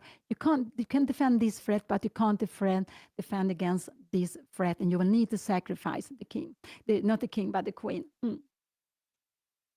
So knight g5 was played very quickly. f6 is a good move. Knight f4 check is also a good move. Rook to g5 is also a good move to be played. Oh, whoa. Anna is down to 11 minutes. both of them has now little time, but knight f4 is so fine. Will Anna play this? I'm not sure. She didn't play it before. Check here. So if you're trying to escape like this, we have queen g4 here, and this is actually a mate. I just wanted to show it. You can see the king cannot escape out on the board.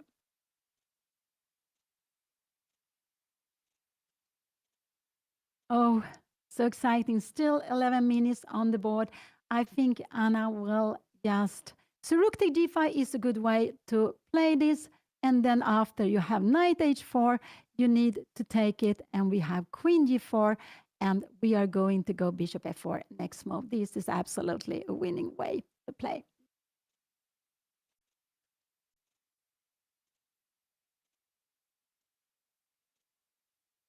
But when Anna didn't play knight f4, I think we will see f6 on the board here. And she played f6. This is what she played. And after f6, what can her opponent do? He can go b6 now. Yes, try to get some attack here. But I expect her opponent maybe to go queen f7. And after queen f7, Anna can go queen f5. And now if he goes like this, we have knight f4. So let's see what he will play. c6 could also be a move he wants to play. And now again, queen f5 is a good move. And we can see her king is so safe here now. Queen f4 could be held. But then again, we have knight f4. And we see you need to take the knight. We have queen g4 here and king h1. And we have queen h4. And we can see all this move. King g1 here, and we have rook take here, and we have a mate here. So let's see f6, what Anna played. Her opponent is now, they have both like 10, 11 minutes. What do I expect? It could be he goes here, but if he goes here, Anna can just grab it. And remember, the rook is doing a good work here. You have a fork, and we are picking up a piece here. So knight e6 is not possible to be played, and I think that is the time. And if he goes knight f4, Anna can actually just go and grab on g3. She can take like this, rook to g3, king f2, and now maybe rook e8. Can she also go? Maybe queen h3 could also be a good move to be played. But maybe yes, rook e8, try to bring in. We have rook e1, and we have queen f5. Check. Yeah, there are lots of things we can do. We can also go even queen f5, but I don't want rook e8 is actually, you are controlling the square, so the knight, the king cannot escape. And this is the way to make mate. Now we're controlling the e line, we're controlling the g line. We just need to get something to the f line, and it will be mate. So go back. This is not the position at the board. f6 was played. It was a fine move, absolutely fine move. And it's, yes, the idea is she wants to take it here. Can you go queen g4 here now? We can even take it, take, and we have this knight f4, take, and we are going to win. This is just, you need to go somewhere else here now. We can give a check here. Queen f4, and we go bishop take f4. There will be a knight, and if you come here, we will actually take it. It will be not a knight, it will be a mate here. Sorry, it will be a mate. So go back. This is the position. f6 was played. What will he do? I maybe c6, but after c6, Anna should just keep the queens, and maybe queen e4. This could be one of the possibility here. Even this is good move. She can also play like this. No, this is actually not so good to be played, because here you are coming down king h1. This is actually winning for white. So we have to be, so I would say that c6 is a little bit it's a tricky move, but we can come down here now, queen e8. And now if you're going somewhere here like this, we have rook d4. So queen e8 is a very good move if c6 come, because we are not looking here, but we have rook d4. And if you come knight e6, we still take it. We are defending the rook. If you go queen f7, we just grab the knight. So let's see what he will do. I think, but c6 is a little bit of a tricky move. So he played queen e4. Wow, he played queen e4. And now take on g5 is a very good move to be played. It's a very good move to be played here now, just to take on g5. But she needs to take it with the pawn, just to bring it back. And it's a mate if Anna play f take g5. The queen will not be good on g6. She has knight f4 check afterwards. So I do hope Anna will go for it. She has like 10 minutes. We see her opponent is playing quickly here now. So also queen d5 is a good move. This is also a very good move to play. It's a pin, but it's not the best move. You have knight e6. And now if I take here, you will just take the rook. This is still good, but it's not the same as before. Queen d5, we have maybe queen e4, and we are playing like this. So let's see. Queen e4 was a little bit a tricky move. Will Anna see that she can take on g6 and she will win? She will make a mate with the queen and the bishop. She will have two pieces and there is no piece to defend.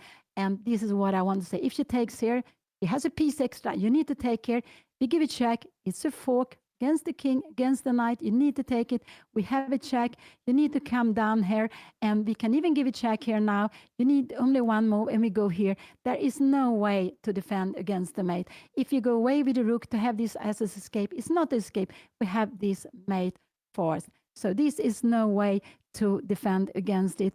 And so let's see. Here we have the board. So f take g5 is a forced mate. It's a forced win. So I do hope Anna will play it now.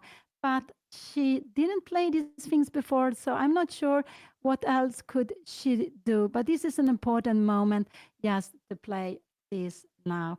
And we can see that this queen was better defending here. Now this queen will be deplaced. It will be placed on the worst place. It just, and like this, we open for the queen to come in, and we have the queen, we have the bishop. That is enough to win the game. There is no piece to defend this poor king. Oh.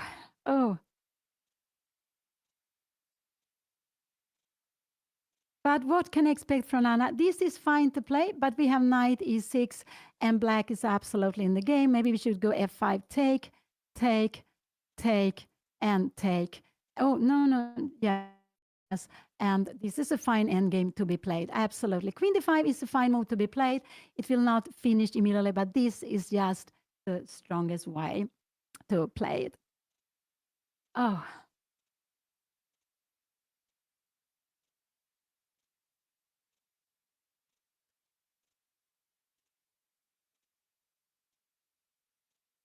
And actually, you can't, if you go knight f4, if you start like this, queen g4, I'm just wondering, king h1. Yeah, we have queen h4. So this is also a way of playing it. This is absolutely fine. And king h1, and we have bishop take. And we have actually rook take g4. So this is actually also a good way to playing it. You can start with knight f4 if you want to. So let's see. Anna, she took f take g5, this very good move. Oh, so happy to see it on the board. It's an excellent move, the absolutely best move. She has a piece more, and either she will play with an extra piece, or if her opponent, yes, he took on g6, this was absolutely a must. And now, will Anna go knight f4? This is absolutely what she should do, and it is force win. She does so, and I expect her to do that. Yes, I really expect her to do that because it's the most forcing line. She can play other things and still have a good position, but this is just winning on the spot. And she is on her way to move. It looks like that. She wants to check it a little bit once more. But again, it's exciting. And here we have it on the board. Knight f4 is another excellent move. And it's the logical following up. It's the fork. Remember these tricky knights. We don't want to play against the knights in time trouble. And here we see the knight. We remember we wanted this knight to stay close to the king's side so we can use it in an attack. He could only take it. And now Anna is going to, there is going to be a mate. She needs to bring out the queen. Here we have it. He needs to go with the king to h1. And then Anna could actually, it doesn't really matter if he where he goes next move. So king h2, it will be made with check. He will go king h1, absolutely what he will do. And now Anna can give a check or bishop take h4. Both of them are just winning. And it is actually, she can also go queen, but she will take queen, take h4. I expecting her to do just to take the pawn with check, just to see where is he going, and just to take it with check. I think this is what we'll see on the board here now. So what can Anna do? She can go queen take f4. She can take here with check. She can go here and take here. All of these moves are good for her. What would I do? I would take on h4 with mate. With this is actually what I would do in the position. So let's see what Anna will do here now. Wow, so exciting.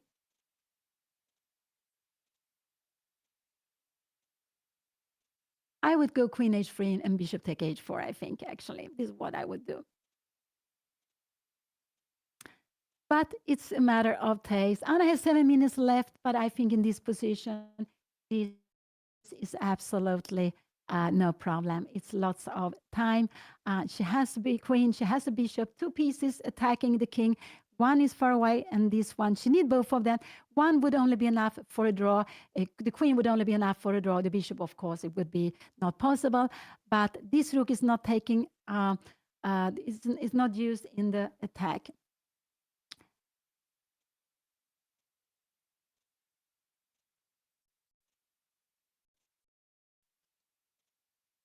Oh, exciting. What will she play? But as I said, she played bishop, take f4. This is absolutely a fine move to play. She played it a slow way.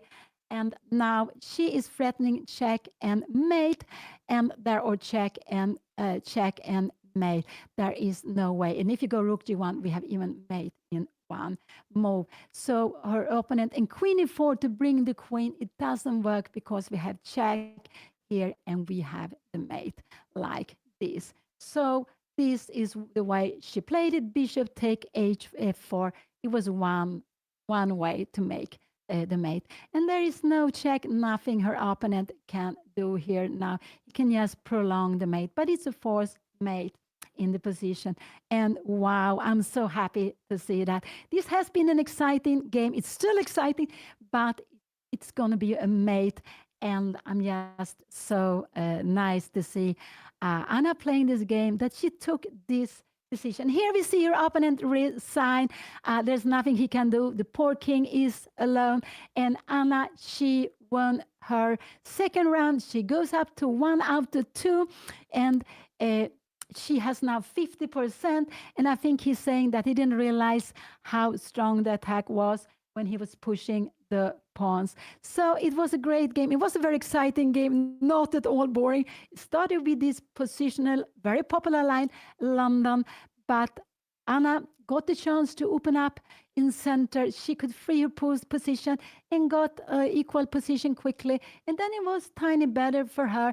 And then later on, it becomes more better, and with the knight close to the king, it becomes very good. And here we see it. So thank you so much. Thank you. And here we see the final position. So Anna will be with you at any moment, and you can see how they are analyzing without moving the pieces. They have to be quiet, not to bother the players who are sitting side. So they're speaking a little bit lower. They are not moving the pieces so much. But they are speaking about different plans, and that is quite nice to do afterward. You're a little bit giving and taking from each other. You're learning from each other, and you know more about what have happened when you also have heard about your opponent's ideas and thoughts during the game. But as they are going to play a game just in some few hours, like 3.5 hours, they do not have time and energy to make a long post-mortem. So they are sitting and analyzing here a little bit, yeah. But also wait, Anna will be with you at any moment. When they have stopped analyzing, she will come and she will tell you about her thoughts after the game and what she has been thinking. For those of you who was here in the beginning of the game, you could see her thoughts before the game. She made a short video this morning, and now you see her soon, very alive, and speaking about what happened in the game, what she was scared of, what she thought was good, and what she was hesitating fighting over lots of different things because we have so many thoughts. We are sitting there. They have been sitting there for 3 hours and 20 minutes. It's quite a long time for playing a chess game. And yeah, so nice. So this is was the second round. It's still the second round. There's still lots of games going on in MENORCA Open. There will be the third round at 5 o'clock p.m. So for those who can, yes, you're of course welcome back. I will stay here. I will be here back together. Together, I will be here back and comment on Anna's third round. And so it's very, very intensive for them to play so many games such a short time.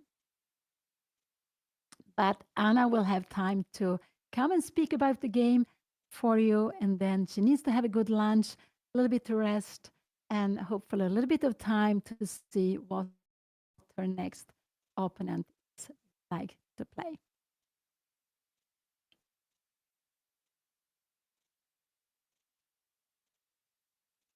And I think, yes, both of them has had to make this game very exciting. You can see the black king is on e5. White king should maybe be on d4, but okay, it's enough. And it's saying that black won the game. So this is how we put kings in front, in the center. And they are taking the score sheet with them. They're bringing in the score sheet to the organizer, and they can keep a copy for themselves. So wait just some few moments and Anna will be here. I am also very excited to hear about Anna's plans and thoughts. And when she took some time before castling, it looked like she was hesitating, but she very, very much wanted to castle alongside. But it was a good game from Anna. I must say it was a very good game from Anna. So very, very nice, a very good comeback after yesterday. And yesterday I could see that Anna, in some difficult moments, there was a row of very good moves. But when time became little, it actually became little for a while. In some moments, she started to slip, and then she made very defensive move, and then she really didn't have a chance. But her opponent yesterday played very well. And today I must say that both of them has made a very, very exciting game today.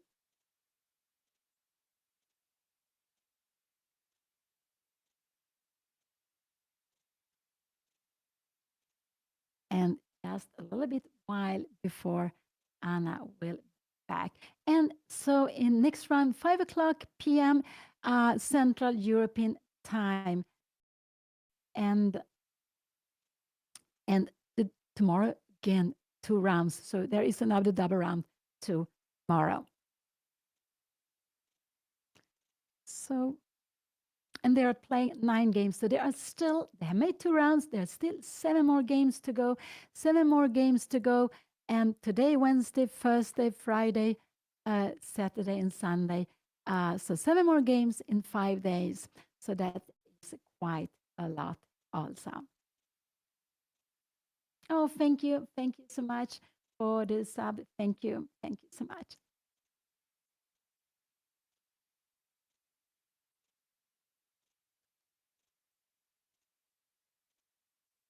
And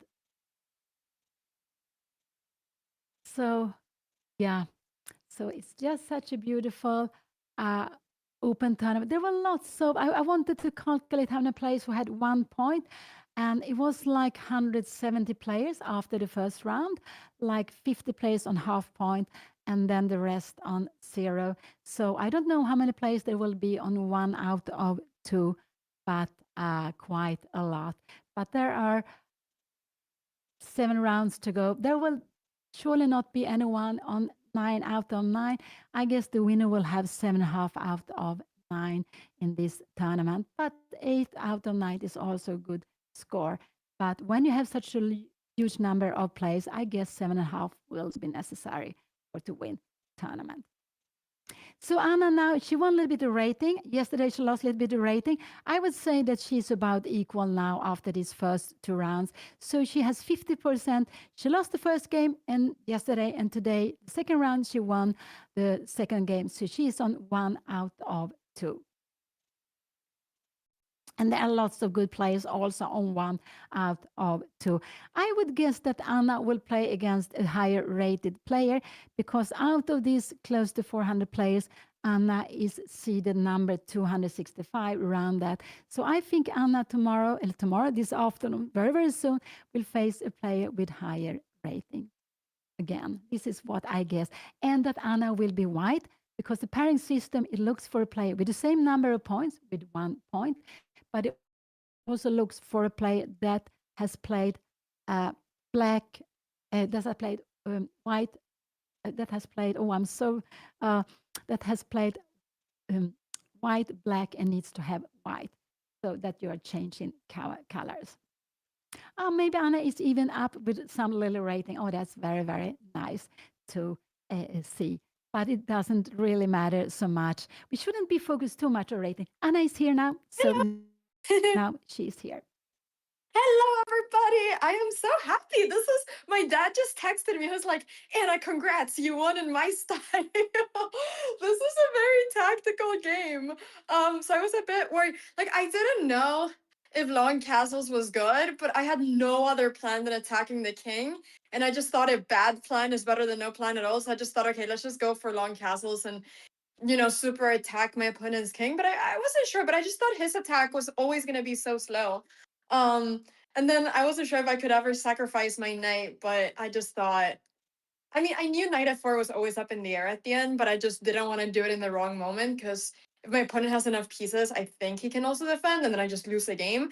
And it would feel so stupid to lose a game because I sacrificed the piece in the wrong moment. So I was really trying to not sacrifice too early, but I'm pretty happy. I'm pretty happy. Or I'm very happy. What pretty happy? I'm very happy. It feels great to win. And my opponent was so nice. At one point, there was a big insect next to me, and he like took it away mid game, which was so nice. So yeah, Mom, how was my game? Oh, it was very good game. Very, very good game. And I believe long castle is the best move.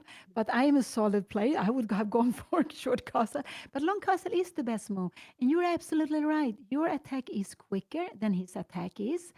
And knight h5 was a good move. He probably should go g3 first. Yeah, that's what I thought. So Yeah. you can't get in there with a knight. But it was a good move also. But after you give the check, you need to go d3 first. Because when he go queen c4, he can go queen d3, and then he forcing your knight away from the king Yeah. side.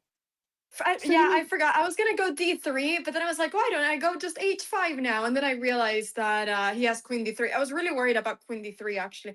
I knew that I couldn't allow him to go queen d3, but I kind of just forgot in that moment and just played him over. Yeah.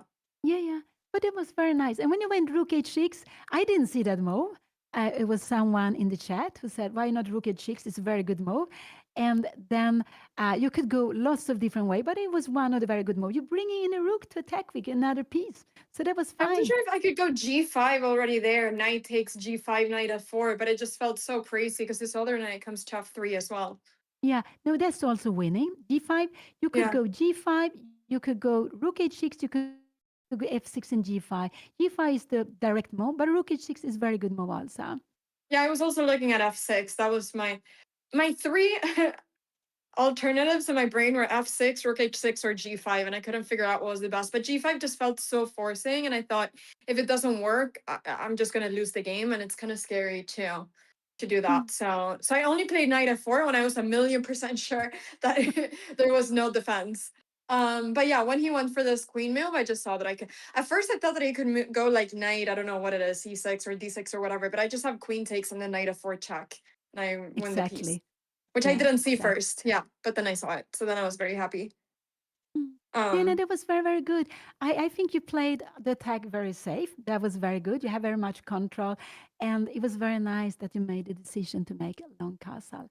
I was very happy for that. Yes. Yay!